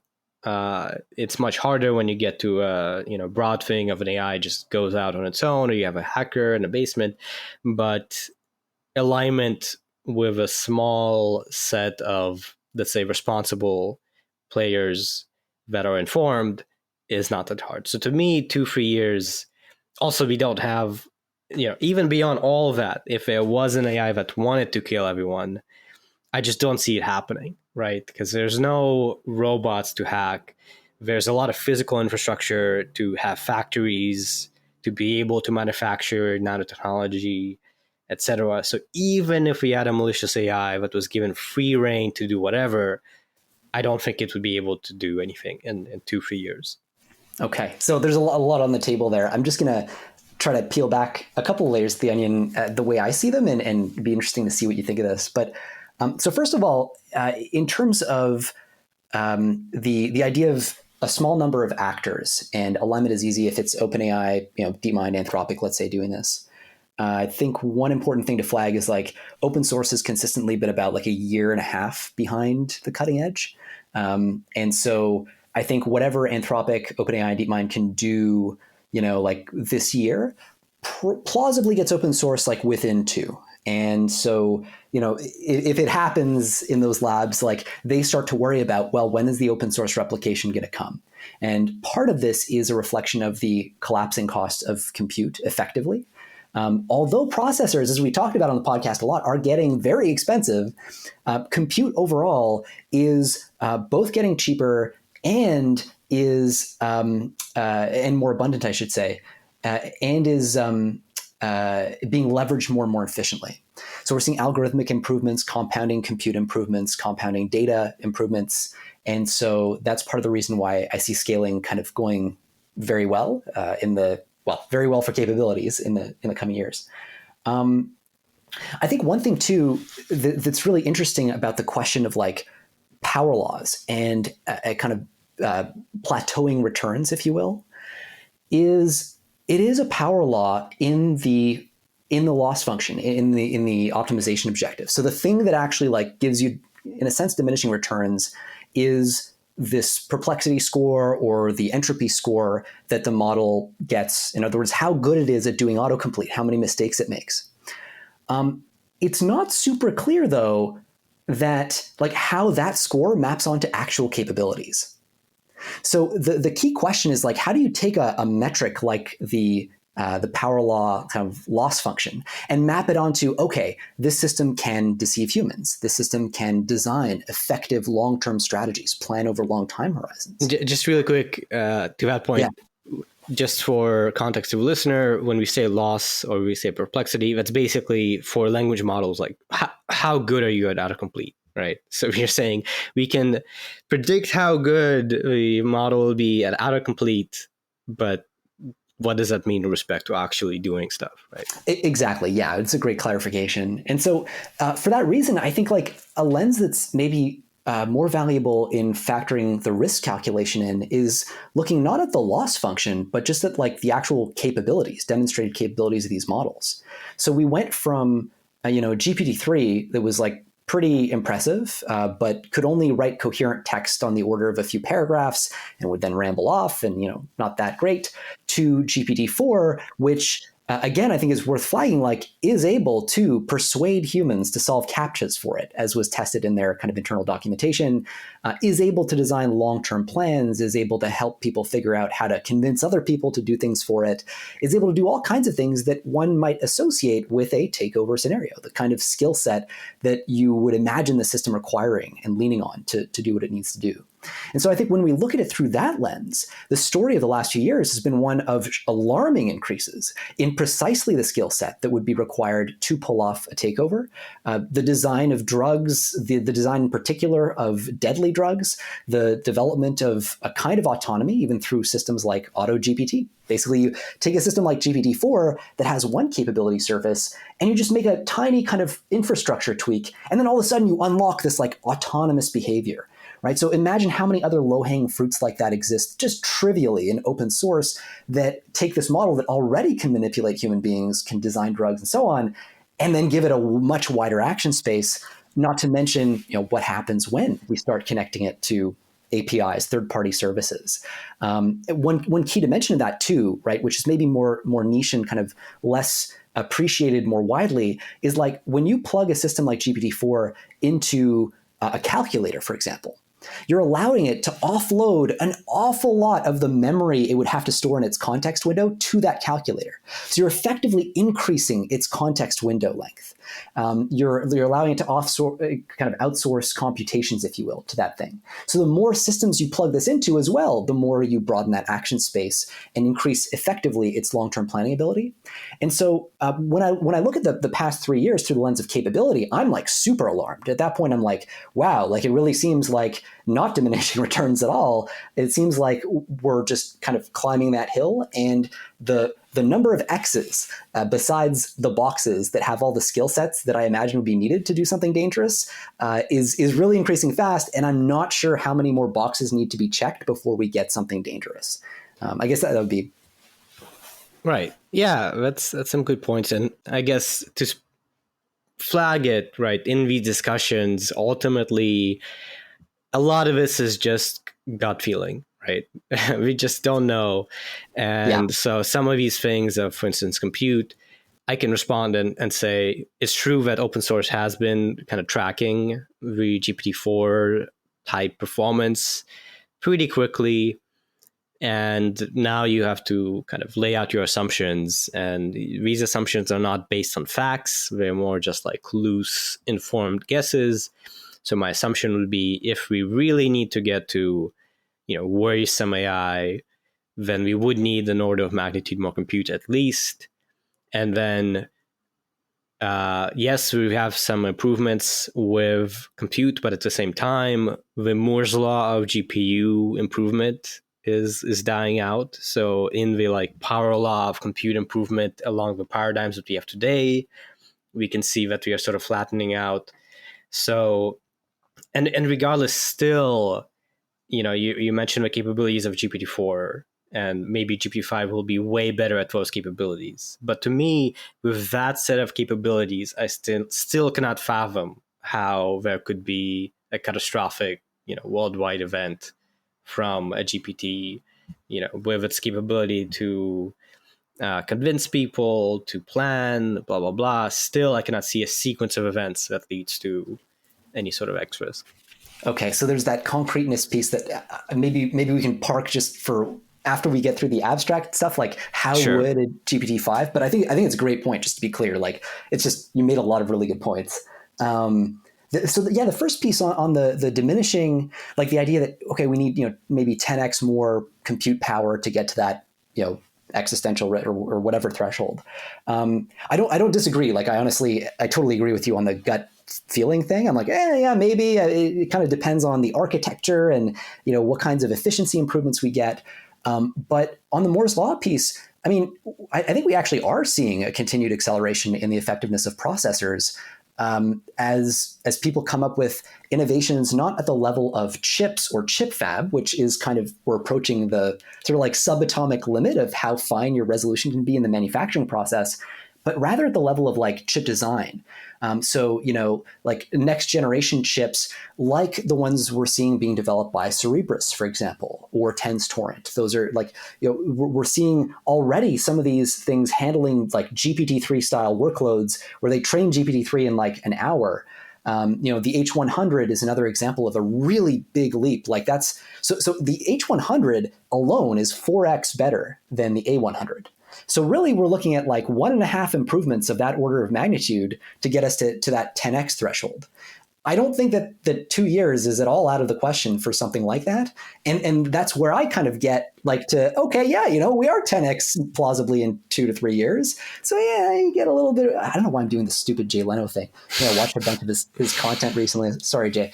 But yeah, so that's roughly where, where the compute story lands. I think there are also a bunch of like weird curveballs, like, where is quantum computing going to land? That's more of a 10-year thing, whatever. But just like you can imagine like weird curveball things, optical computing or some shit like that. But even kind of barring that, I see the compute story playing out maybe more bullishly personally. But again, it's like you say, I mean, so much of this has got instinct. How many more H100s are we going to see to the A100 to H100 jumps are we going to see in the future? My guess is like that's just going to keep coming. One last thing I'll add is like the factor that I see driving this as much as anything is also economics. So with ChatGPT, I think we hit a critical threshold where for the first time, these AI systems are allowing you to bring in enough money to close the loop and pay for the next generation of hardware. And LLMs are already driving much more demand. I think NVIDIA has said, like if it weren't for this LLM demand, we would not be innovating in the way that we are, pushing the boundaries of these things. So there's kind of a self-licking ice cream cone thing going on that I think accelerates things faster than we've seen before. But to your point, like at a certain point, it's just uncertain, and that's kind of where I get to my 10%ish, my Jay Leno 10%. Yeah, and this is just a fun detail that I think is worth mentioning. So for any non-engineer people listening, Moore's law, by the way, is this pretty well-known idea that for CPUs, for our computers, historically, there's been a very consistent trend of exponential improvement where I forget the exact detail, but like the performance doubles every 10 years or something like that. Every 2, yeah. Every 2 years, right? Yeah. So the cost goes down and the performance goes up. There's more formal definitions, but generally speaking, right, there's been this trend where, in the 80s, you had giant computers that now are as capable as a calculator, that sort of thing. And Moore's law applied to AI, right, has been like, it's been even steeper. So like, I was going to say there's actually a new thing called Huang's law, which is saying that the performance of GPUs will more than double every 2 years. And so far, that's definitely been true, right? The past decade has been the story of massive, rapid improvement in compute that has then enabled massive, rapid improvements in AI. And for most of the 2010s, that was narrow AI of object recognition. computer vision, NLP. Then for the last, let's say, 5 years, that's been more to do with general purpose AI, starting with 2018 BERT, 2019 was GPT-2, 2020 was GPT-3, and so on. So anyway, that's a fun little term to be aware of. And I think a lot of the concern is informed by the question of, should we be concerned if the current trends just continue? Or, as many people argue, do we need a new type of AI, a new approach to AI with fundamentally different approach to training with GPT-4 to really be worried? And I think, personally, I also think that GPT-4 is awesome and you can do auto GPT and so on, but ultimately, to get to something super intelligent, you need something that can learn online in the real world. You can't just cram everything into the context. You need like ongoing memory eventually, and we just don't have those kinds of architectures that are, let's say, next level beyond just autocomplete. Okay, I want to dive in here and just agree with you very strongly. Totally. I think sorry, let me take a step back. I think that you could make a GPT 20 with an insanely big context window that's so long that like it can hold the context of every conversation that every human on planet Earth would ever have with it. And yeah, like at that point, I would be worried. That is a system that is de facto an agent, just because it's able to like use what it's learned from one situation, apply it to another, and it's able to remember what happened through all those situations. It is de facto an agent. I'm really freaked out about that. But GPT-5? No. GPT-6? I don't think so. Except for another thing that kind of like freaks me out a little bit is the possibility of like having a breakthrough on context windows that just like makes context windows de facto like unlimited length. We've seen some stuff like recurrent transformers play and start to flirt with this idea, like long former as well. It's kind of too early to know, but this is yet another vector where I kind of go, well, you know what? Like there's another possible way that we could be surprised by progress, and we have been in the past, that doesn't even rely on compute improvements. But when it comes to the kind of current generation GPT-4, I think where the risk would come from more so is people like combining GPT-4 with, for example, the kind of like tree-based search long-term planning abilities of the alpha series, right? Like or mu0 type models, where you're really combining reinforcement learning with the kind of GPT-4 as a knowledge base type of setup and co-training them together. This is something that Google is already looking at with their Gemini model that's going to be coming out sometime in the next sometime. And so like it's stuff like that where, you know, we start to like I do think in the long term, GPT-20, like the context windows just get so big with raw compute, but I don't think we need to get there. I think in the shorter term, it's going to, if there is risk, if it materializes, remember, Jeremie's at 10%, not 99% on 2 to 3 years here. That's still a low percentage, but I think it's something we ought to factor in very seriously, is like, if you just combine together reinforcement learning and like, you know, one of these very souped up models, I could see that going pretty badly. Indeed. So yeah, maybe to zoom out and kind of redraw a little bit the boundaries of what you're thinking. I think 50 years, even though I'm like presenting the X-risk skeptic side, I do think it's pretty plausible to worry about X-risk 50 years from now, just because, just to draw out one example, I do think you can easily imagine there's like a kid in his, I don't know why I keep saying hacker in a basement, but there's someone with access to AI and they just decide, you know, say, hey, AI, make me the most money you can on the stock market. And then the AI is super smart and it has quantum computing, so it is able to hack, you know, everything. Or there are, you know, a lot of military robots that it can then autonomously control, or there are personal servants that it can hack, or it can make money and then pay people to build a factory to manufacturing nanorobots. There's a lot of plausible ways where you can imagine things playing out. Now, I still assign a low probability to that due to some of these questions of technology, of is it inherently possible to be super intelligent? Do we get quantum computing, etc.? Will it be possible for someone to just say, you know, go and make money, blah, blah, blah. But I think 50 years from now, you could say like 10, I would say like 10% probability with 100% uncertainty. All right. Yeah. And so, yeah, we are agreed on that point. And I think kind of that's a reasonable stance, right? I think I would argue that just completely dismissing X risk is kind of silly in the long term, unless you have some fundamental argument of like it's impossible to achieve super intelligence, which is, I would be skeptical.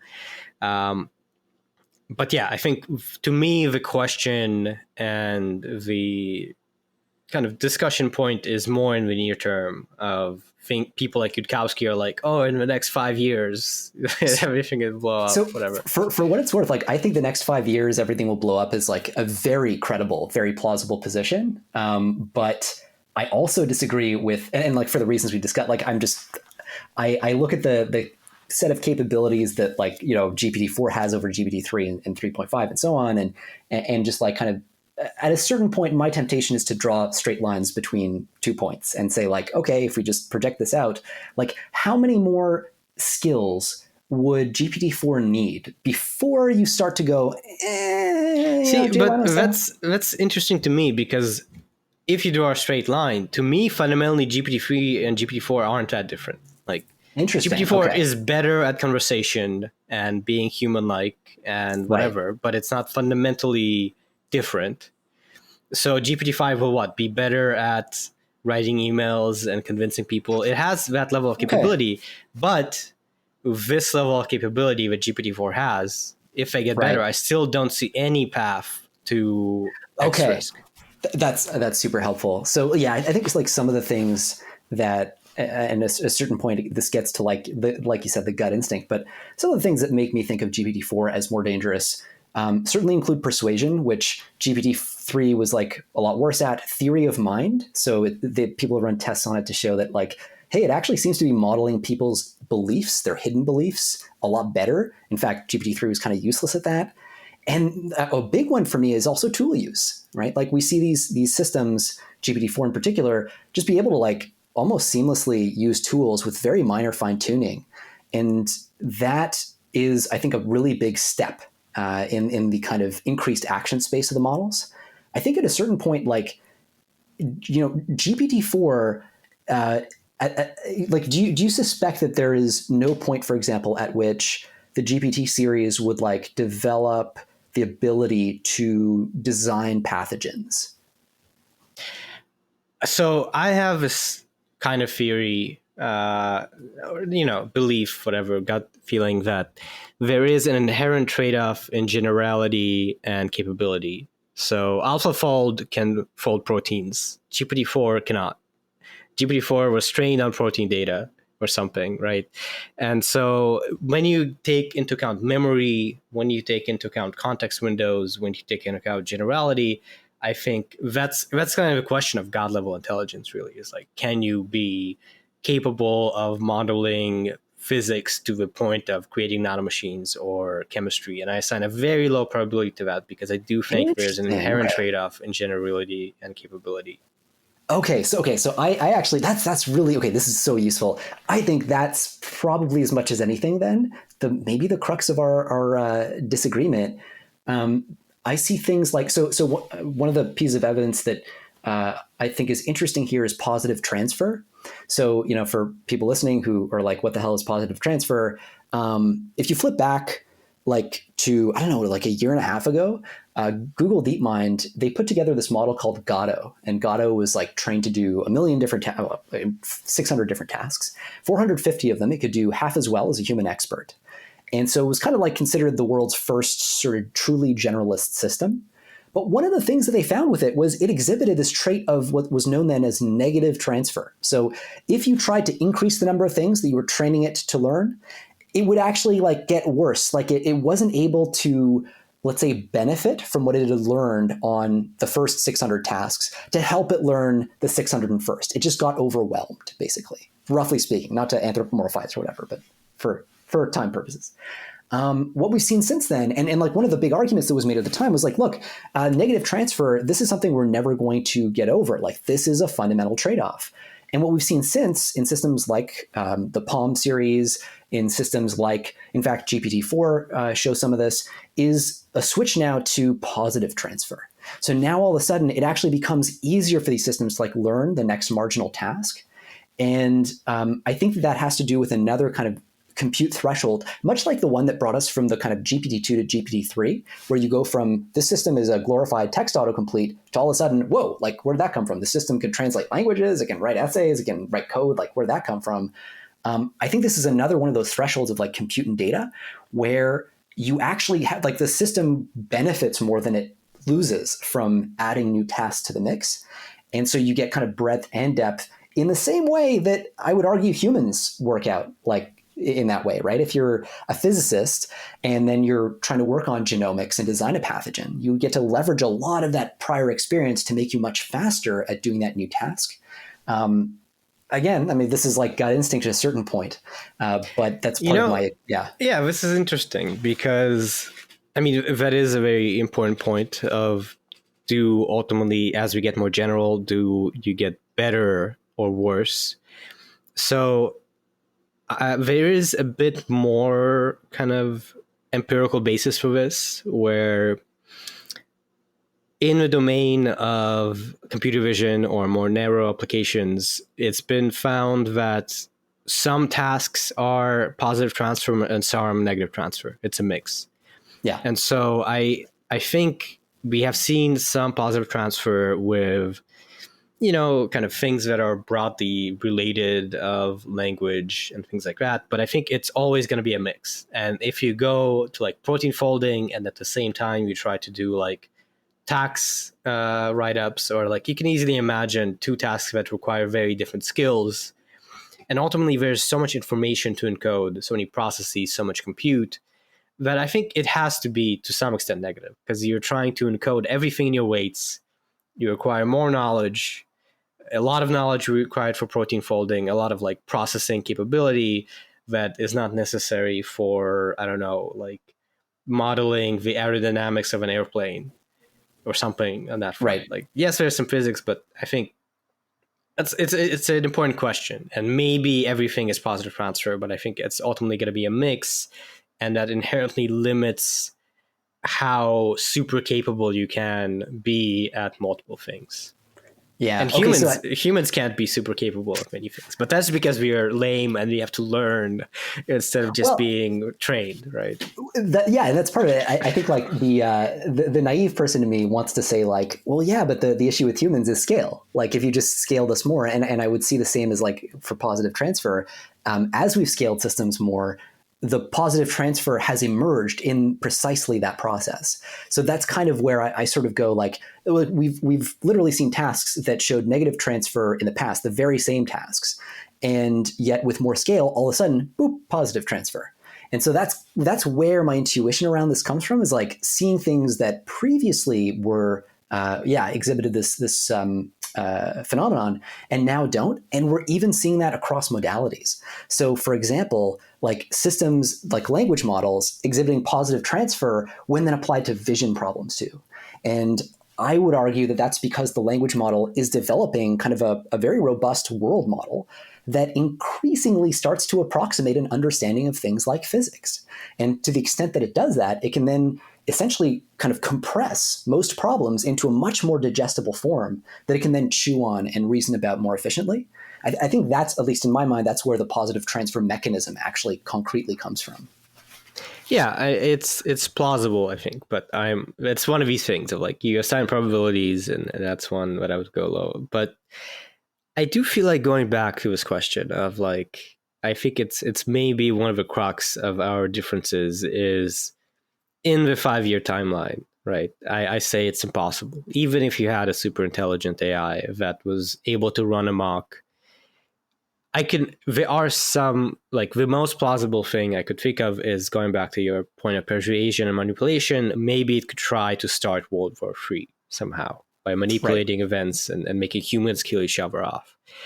But still, you know, it's like, well, it can send emails, right? And it can, like, I don't know, pay someone to do something, but I just don't see it having, even if it is able to try and manipulate people, right? I don't think it has any like mind hypnosis capabilities, and it's just not easy to kick off World War III with like little interventions. So to me, I don't think we'll have like God level predictive AI, and I don't think we will have AI that's capable of kicking off anything that will kill a lot of people. Right. So yeah, and I think this again boils down to like this question of concreteness and like which specific scenarios do people think are likely. See, but to me, it's like you assign a 10% probability in 5 years. That's crazy big, right? That's like horrifying.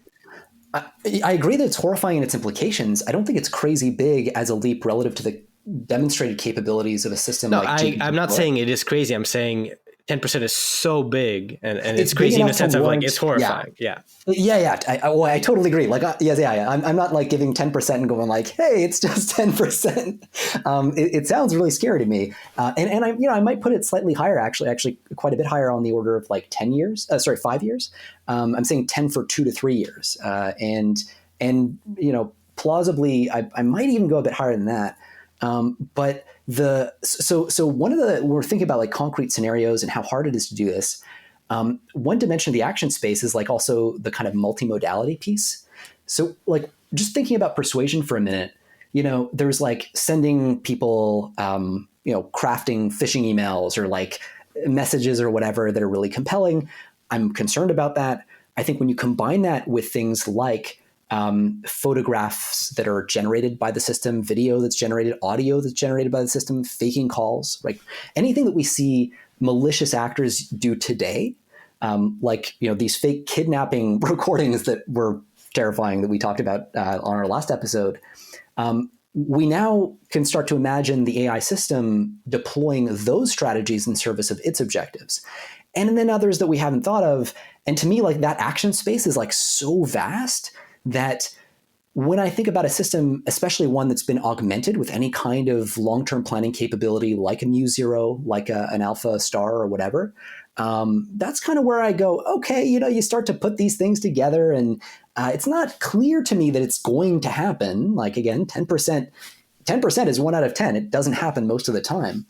But I'm like, am I that confident? I'm not more than 90% confident that wouldn't happen. That's kind of like, right. And to me, that's the hard part to understand is the 1 in 10, right? And you're not alone. Yeah. Many people are like 10% 3 years, 10% 5 years, and I just and that's kind of the crux. Maybe is we can agree 50 years, 20 years, who knows, right? But if it's 10% in 2 years, 3 years, then this is very urgent, and it's like the most important thing that is happening right now. And I always have this trouble of, and I think many people on the skepticism side also are like, I just don't see it happening, and I don't see how it could happen. And yes, I can engage with the arguments of we might get much more powerful AI within 2-3 years. It might have reward hacking or misspecification. But even then, deepfakes, phishing, whatever, all these capabilities, I don't see these capabilities combining to be catastrophically dangerous. Okay, so what about concrete scenario time? Would that make sense? Like if we like looked at because like I want to hear 3 years. What is that 1 in 10 event? Yeah, cool. Okay, so now this is where I lean on, or I tap the sign that says, Jeremie is a fallible primate, and his attempt to kind of like think of a strategy that a super intelligent system might deploy is obviously not going to like be as good as whatever the real thing would do. So, but here's by the way, if you're saying so, probability is like multiplicative with independent events. So you're saying there's a greater than 10% probability in the scenario that it's a superintelligence being here within 3 years. I'm saying that 2 to 3 years, I think 10% is like a reasonable, I would even say kind of, I would understand people saying 20% or so. I don't know. I don't think it really matters too much, but like 10% is a reasonable probability to say that we get wiped out by an AGI or whatever you want to call it. Yeah. Right. And so there's a sequence of things that have to happen. First, you need a higher than 10% probability of having a dangerously level intelligence. And okay, I mean, I could see probably that's 80% in your mind or something along those lines. I wouldn't say 80%. So this is a really good question. So for me, what bears the load is I actually think that once you build a system that is super intelligent by whatever definition, the odds that you're going to be able to control that, given current techniques, are like shockingly low. Like I think that system is like kind of radioactive, if you will. And so I would say like 50% would be a low end estimate for the probability that an AGI at any point is uncontrollable. So then you could say like 20% will get AGI, Exactly. and then 50% the AGI will then be X risk. Exactly. That sounds like one set of numbers that at least makes sense in my head. Yeah, and so that's kind of where we start to get into a little bit more concrete, even without a specific scenario, right? Just like get into the specifics. Right. To me, 3 years, I would assign like 0.1% probability of like super intelligence. GPT-5, yes, we'll have, but I would say that's not at the barrier of capability where it'll be dangerous. So however you want to define like a dangerous level of intelligence, you assign something like 10-20% probability. I assign less than 1% within 3 years. Right. And this is where, I mean, I guess I'd go back to, revisit the old, like, how much processing power do you think would be required? I think you mentioned like 10x lift. I think that's reasonable. I don't know, but 10x sounds fine. I think we get to 10x pretty easily. In fact, this would be like a bet I'd be really keen to make is like 2 to 3 years from now, the leading models of the day, I suspect, are going to be trained on like well over 10x what we see today. Yeah, I could see that. But then 10x will be like, I could see it maybe, but also 10x is like 10 trillion parameters or whatever. It's exponentials are hard, but yeah. And I think the point here for me is not I meant flops, like compute rather flops, than Sorry. The point is not necessarily to get into the concrete positions that we take, but this is more how I like to think about it. And I think discussion a lot of the time misses is we can agree on the ingredients of this, on the prerequisites and the assumptions. And then it's much more productive to just disagree on the basis of those assumptions. So there's like a sequence of assumptions of like, A, we get like super intelligent AI that is capable. B, the AI is then somehow not aligned. C, we cannot control that AI. We cannot prevent it from doing bad things. And to each one of those, and there's more of that. Totally. But those are the three that are kind of primary. You can assign different probabilities at different points in time. To me, each one of those are assigned a very low probability within 3 years. Right. Okay. So that's something I'd love to, because there's one dimension that we haven't talked about, which is like, assuming you get an AGI, what are the odds that that we can control it, basically? Like is it, how radioactive is this thing, these weights sitting on your computer? I'm curious what you think about that dimension of it. Like, do you think that's we're overwhelmingly likely to be able to control that system by default, or no, or like, is there a threshold of intelligence? Right. I think, well, it depends on what you mean by that. I think alignment will be, we should be capable of restricting certain categories of action. So, and the other thing is currently, I think, and this is something we didn't bring up, is so far we haven't had this objective utility maximization behavior or use of AI, right? So we train something like ChatGPT, we tell it do this. It has no reward function that it's pursuing and maximizing. It has like a semantic goal. And reward hacking, like power seeking, you could argue, is it true or not? I think it's pretty obviously true. You can easily make a case because we know that if you give a number and the entire goal of AI is to maximize that number, then it's going to do whatever it takes. And if it requires wiping up humanity, it's going to do that. Sure. Now, that's another thing where I think that's not what we're doing right now. Like, we don't have reinforcement learning as the thing that's used to ChatGPT, aside from reinforcement learning from human feedback, which requires a lot of manual data collection. So that's another area of like, we don't even have that paradigm. And I think A, because of that, B, because I think within a few years, if you have 10x compute that is still beyond the reach of like individual actors, it's still going to be Anthropic or OpenAI or governments. I would assign a low probability to us not being able to control AI, A, because I think alignment might in this paradigm would not be that hard, and B, because we have a smaller set of players that, you know, actually try to control it. Okay, so that's really helpful. So the smaller set of actors that try to control, I guess we touched on that earlier, but like I don't super draw much kind of comfort from that, I guess. Like, I don't think that you require open source hackers in basements doing bad things to like get really bad outcomes.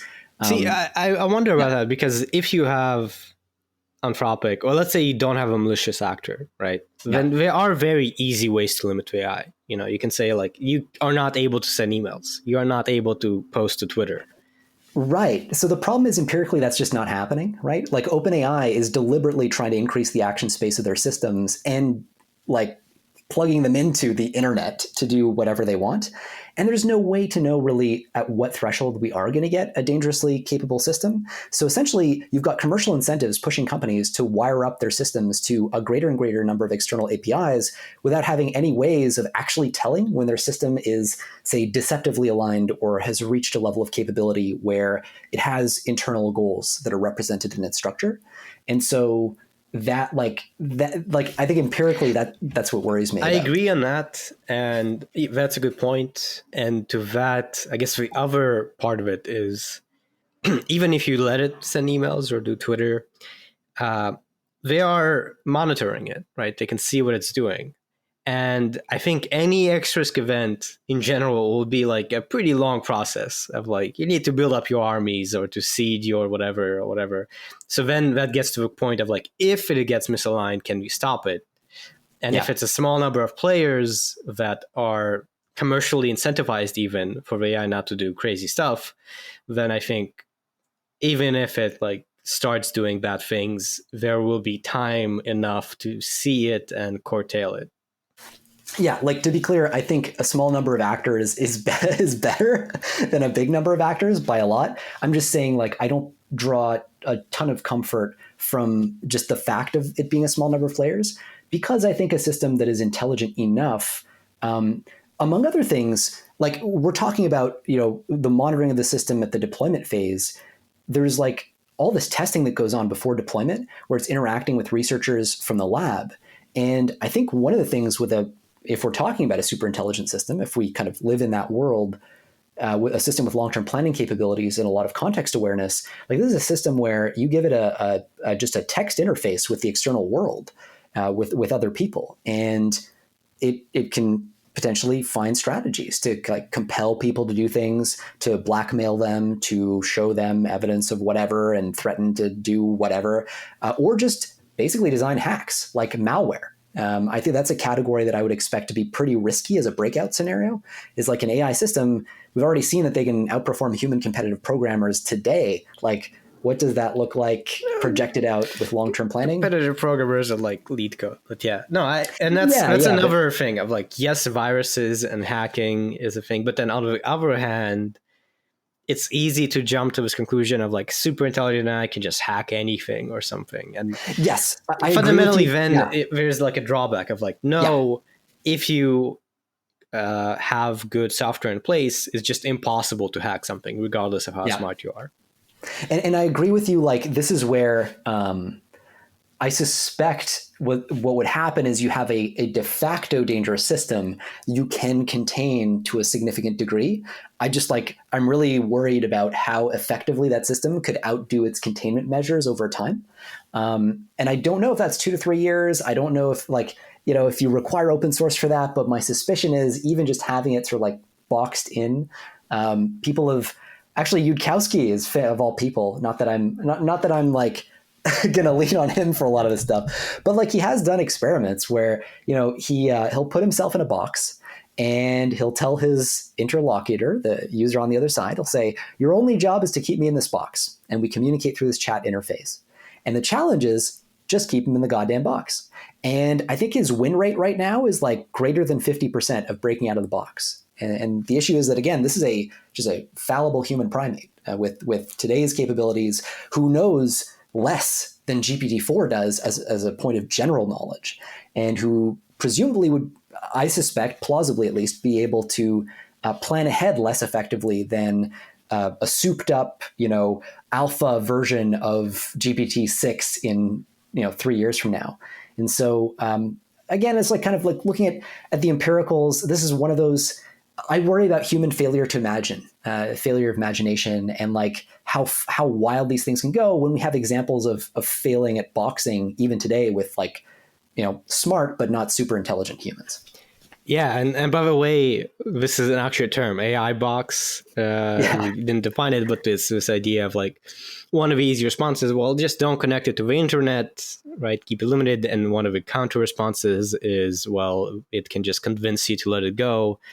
And I think it's like two sides of a coin in a way, where you and many people worry about a lack or a failure of imagination, and me and many people, let's say, worry about an over successful imagination, because it is very easy, and I think there is a lot of basis in concern about X risk and thinking more in a sci-fi way of it's easy to imagine these narratives and stories. And I do think in some cases, when you get too far into it, you start being unrealistic in ways that are like clear. And it's not just about failure of imagination. You're just saying things that don't make sense. So I like another point of really strong agreement that I have with you here is in, oh man, I don't know how to call this, like AI safety aesthetics, I want to call it. Like, so hopefully it'll become a little clearer. It's roughly what you were talking about there, right? So I think a lot of people in AI safety, and I think Eliezer Yudkowsky in particular,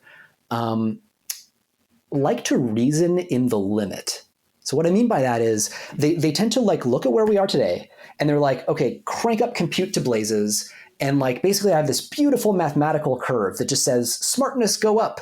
And so I imagine what it looks like when I take smartness to infinity, like the limiting case, all the way. And like, then you have this super, super, super crazy, super intelligent, hyper intelligent system. And like in that scenario, yes, I think that like the world blows up almost like immediately, because it is. And that's where you get to like bomb the data centers. According to that's for sure where you get to bomb the data centers. I think you get there without needing that, but I think you definitely get there with the Yudkowsky position for sure. Right. And sorry, just to be clear, I have to clear this up because otherwise people will rightly be upset. So he did not say bomb the data centers. He said that needs to be in the Overton window because we need agreements not to set up systems like this. He said maybe, but consider it. Yeah. And essentially for him, this is through the lens of like, the way that we enforce all international agreements is backed by force ultimately. Like otherwise it's not worth anything. Mm-hmm. And so the particular kind of force that he would see as being necessary to back this would be that. But no more than saying like, international agreements over certain kinds of trade ultimately can lead to war if they're not observed. But still, I still agree with you. There's a limiting case issue here. And I think one of the key, this is what FOOM does, right? When you talk about FOOM, that's immediately like, okay, jump to the limiting case. Imagine time goes to infinity, intelligence goes to infinity, and it's like, holy shit, we can't control this thing. I think that what some AI safety people like Paul Christiano, who used to head up AI alignment at OpenAI, have done is they've kind of recast the story in a more continuous lens. Like, what if we get a more slow takeoff where, these systems, they might try to pull something and then we notice it, we go, you're trying to take over the world there. You can't do that. And then we roll it back. And then we gradually learn from our mistakes and iterate to success. I hope that's the world we live in. I don't think it's impossible at all that that's the world we live in. I believe Eliezer Yudkowsky thinks it's basically impossible that's the world we live in. And that, I think, is one of my more fundamental disagreements with him, apart from there's a style thing. He's got a dismissive kind of jerky vibe. And I think it's like sad and ironic because so much of his work has been, he's got essays where he talks about how like, hey, like you can't tell people to believe X unless you have permission from them to put that idea in their head by being nice to them, by being approachable. And then he goes off and does whatever he does on Twitter. He calls people idiots. And I don't know how he reconciles this stuff, but the style, I think we should probably mention, because we keep referring to him, Yudkowsky is a big figure in this space. He was one of the early people who sort of started the discussions going. He's an eccentric figure in some ways and is very much like on the very far fence of X risk. And a lot of people listen to him or hear him because he's a prominent figure.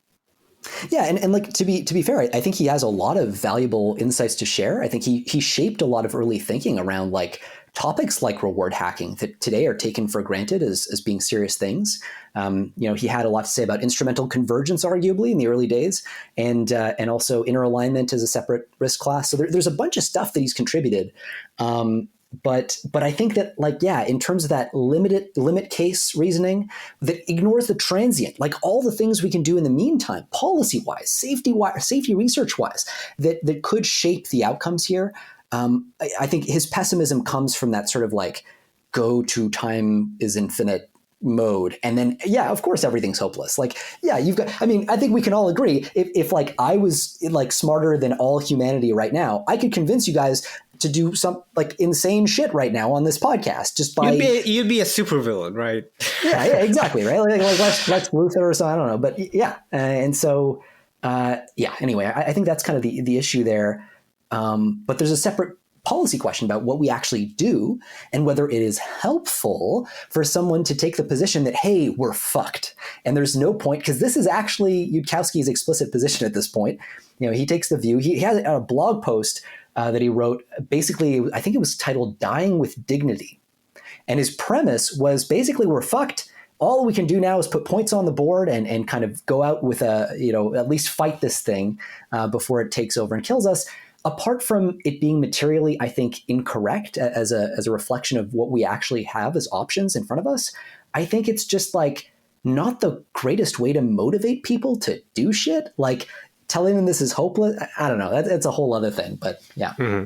So I guess to do a quick recap, pretty much we are on opposite ends of the concern level, but I think we agree that you can break it down into a set of factors of, will we reach a threshold? Will we be able to align AI? And then will we be able to, even if it's misaligned, to avoid things? And then ultimately, I don't think it's wrong to be on the 100% side like Yudkowsky, and it's wrong to be on the 0% side like some people, at least within the 10-year, 20-year threshold.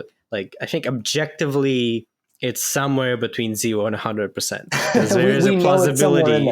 We know it's somewhere in there. Yeah. Because we don't know factually any of this, and it's a gut feeling often. And you can make various arguments for what percent you want to assign to this in a 5-10 year spectrum. And ultimately, there's no correct answer. I think personally, I haven't seen very compelling arguments for the a lot of concern in the 3-year, 5-year timeline. But I think it's good to leave it at that sort of summary, and then to show some of the ways that the two of us kind of get to our levels of probabilities. Yeah, absolutely. This was a ton of fun. Can I just add another definition to the list, by the way, just a concept that people can look into. Yeah. I'm really sorry. I just it's so central. I feel like people would be really upset with me in the AI safety world if I didn't mention this. But it's just the distinction between outer and inner alignment. Is something you've heard before, or should I? Go ahead and define it. Yeah. Yeah. Okay. So basically the idea is these are basically arguments for why it would be very difficult to make an AI system behave in the way that we want it to. And aligning AI systems usually is broken down into these two steps of outer alignment and inner alignment. So outer alignment is this problem of coming up with a goal, which, if pursued by a super intelligent AI to the maximum extent possible, would not destroy the world. Like basically it's like the paperclip thing, right? You gave it an innocent goal, hey, make paperclips, and then it goes and turns the whole universe into a giant paperclip factory. So it's like, that's not an outer aligned system, because make as many paperclips as possible is a fucking stupid goal. Okay, that's outer alignment. Let's say we come up with a goal that, if pursued, would lead to a wonderful world. The problem is that it turns out that we don't actually know how to take that goal and cause it to be internalized by an AI system. That's the problem of inner alignment. And to kind of sketch this out, one way people explain this story is you look at evolution with humans and how evolution basically trained us to propagate our genes. That's what the pressures have been, at least up to this point, roughly. And so the outer objective that evolution gave us was like, hey, propagate your genetic material through time. But now human beings have not internalized that objective. Instead, we do things like that are absurdly completely opposed to that outer objective. We use contraceptives. Every male who's listening to this podcast is not currently lined up at the nearest sperm bank to like donate sperm. That's hard to explain if we internalize the objective that evolution was trying to hardwire into us, right? It's like free reproduction of your genetic material. You don't even have to care for the infant. Like, it's just free propagation of genetic material. And so this is used kind of as a proof point for an existence proof of this problem, where humans basically kind of fuck off and we ignore the outer objective that was specified for us. And the way people worry about this manifesting in AI systems, to give like a concrete example, is a language model, for instance, is optimizing for this like cross entropy or perplexity measure or whatever it's being trained to optimize for. But what does it really care about? Does it care about that? Or ultimately that measure is stored in a database entry somewhere on a computer or on a server.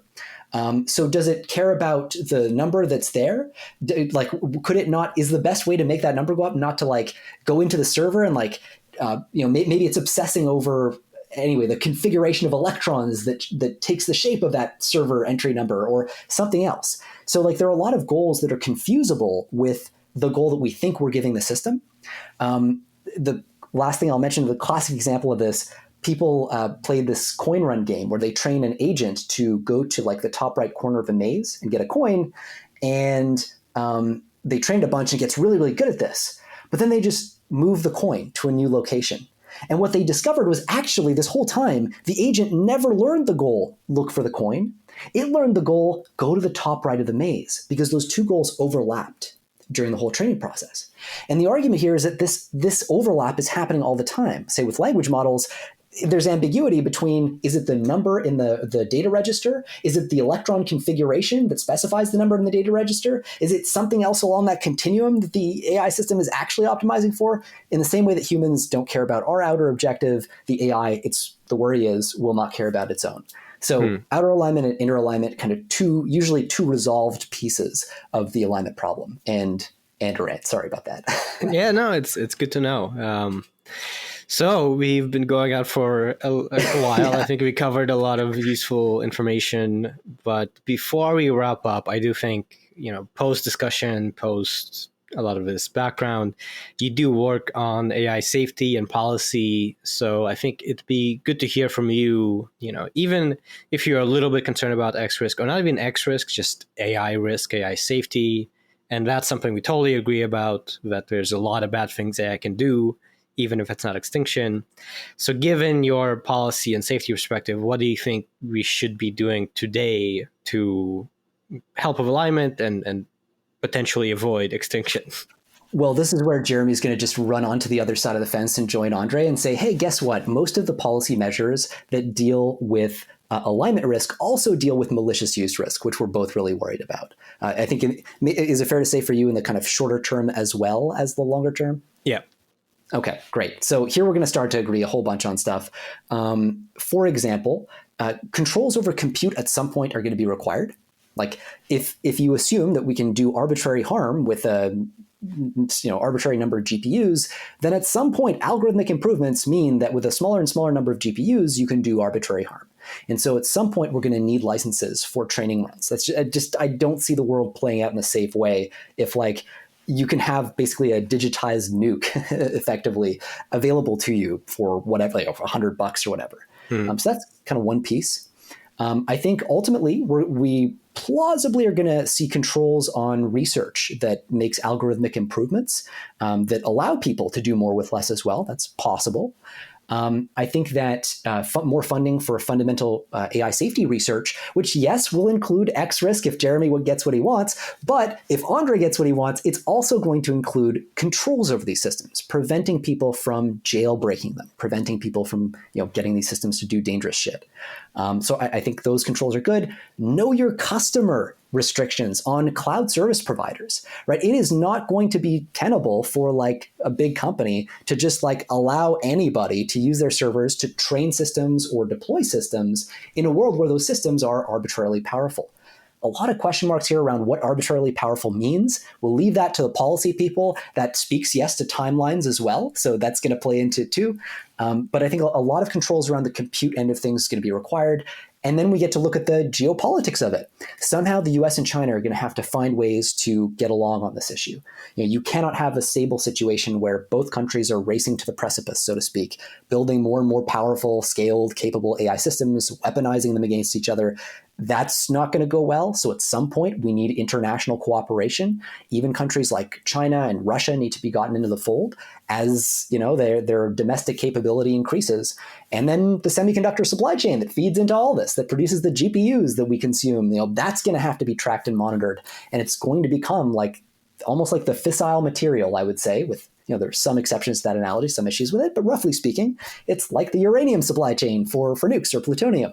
And so I think there are a lot of dimensions to this, but broadly speaking, anything that hits those notes on the head, I think I'd be in favor of, as well as voluntary agreements between the leading labs. Things involving slowdowns, I'd be a fan of, to let AI safety catch up. And anyway, there's a whole bunch of threads there that obviously just opened, but yeah, and I guess that reminds me implicitly why I care a lot about a small number of agents versus a large number of agents.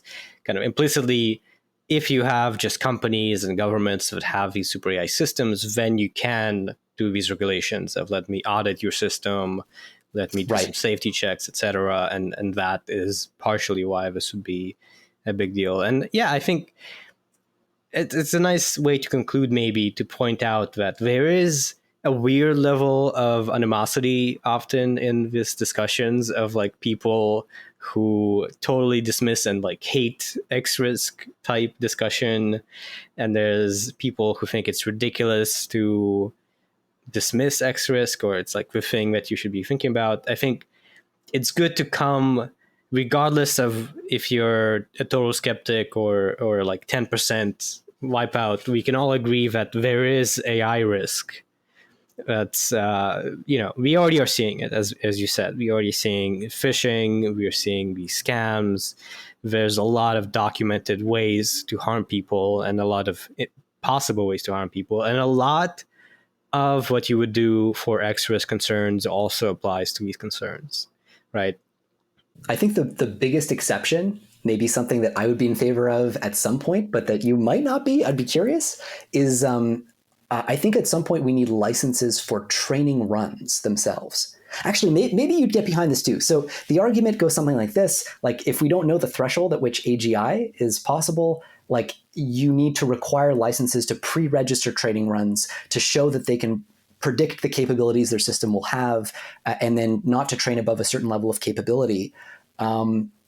I think this actually might scratch your itch potentially too, because there's always the risk that people will steal these models, that they'll get stolen and then used by, leaked into the open source or whatever. That just building these models at a certain point introduces a level of risk that is potentially significant. But that might be the last note. Sorry to ruin that was a beautiful outro, and maybe maybe no, people could just re-listen it's to one that. of these things. We could keep going for 5 hours on this, right? Yeah. So no, and it is, then you have a lot of these concrete ideas to talk about, where that one is, you can debate it. I could see it making sense once you get to the level of a national security concern. So it's good to agree that AI risk is a big deal. X risk may be a big deal, maybe in the near term, maybe in the slightly longer term. Regardless, there's a lot of questions we need to address about how we control AI, how we understand it, how we avoid Yeah. intentional misuse, accidental misuse, and the X-risk question. Ultimately, it's kind of coming down to a gut feeling. So it's best to not get too bogged down and too angry about agreeing on a particular stance, and instead kind of agree on things we should do. Yeah, fuck you, Andre. Yeah. No, I totally agree. And I think that is maybe the most fruitful thing to do, is find areas where everybody can agree and kind of agree to move forward and push those lines ahead. And where there needs to be debate, we can have debate. And please no And hate yeah, mail. and then like, I think, forget X risk, like something that I find is surprisingly rarely discussed, and this is the last thing I'll get a soapbox about, is most discussions of X risk still, and maybe I'm wrong on this, but I don't see many people just literally campaigning for outlawing lethal autonomous weapons. Like, there is an organization called Stop Killer Robots that's been doing this for a very long time. And I think there's just, in all this discussion of superintelligence and FOOM and manipulation, somehow it gets a little bit forgotten that literally just militarization of AI and building up robot armies is maybe one of the main things we should be worried about. So personally, one of the things I would argue is, if you are concerned about AI risk, maybe go donate to Stop Killer Robots.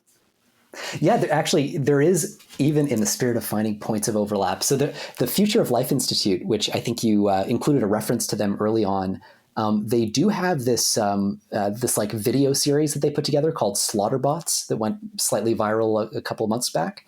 So there is overlap in the groups that worry about both these things, but I think there's a lot of areas where people could align a little bit more closely. And the ethics of this stuff, oh my God, what a headache. Time to go get a drink, Andre. Yes, I think we've talked about extinction enough. So we'll end it at that. In the description, I'll include some links to recommended reading if you're interested. These are just things I found that are interesting and kind of espouse on these topics a bit more. I think, Jeremie, maybe you'll add some as well. So yeah, we hope you enjoyed this discussion / overview. If you are a regular listener or even a new listener, let us know if you liked it. You can email us at contact@lastweekin.ai or comment on YouTube or Substack or anywhere else. Let us know if you'd like more of these types of things. I think we both had a good time, and hopefully, it didn't go on for too long. We'll see. All right, and with that, we're done. Thank you for listening.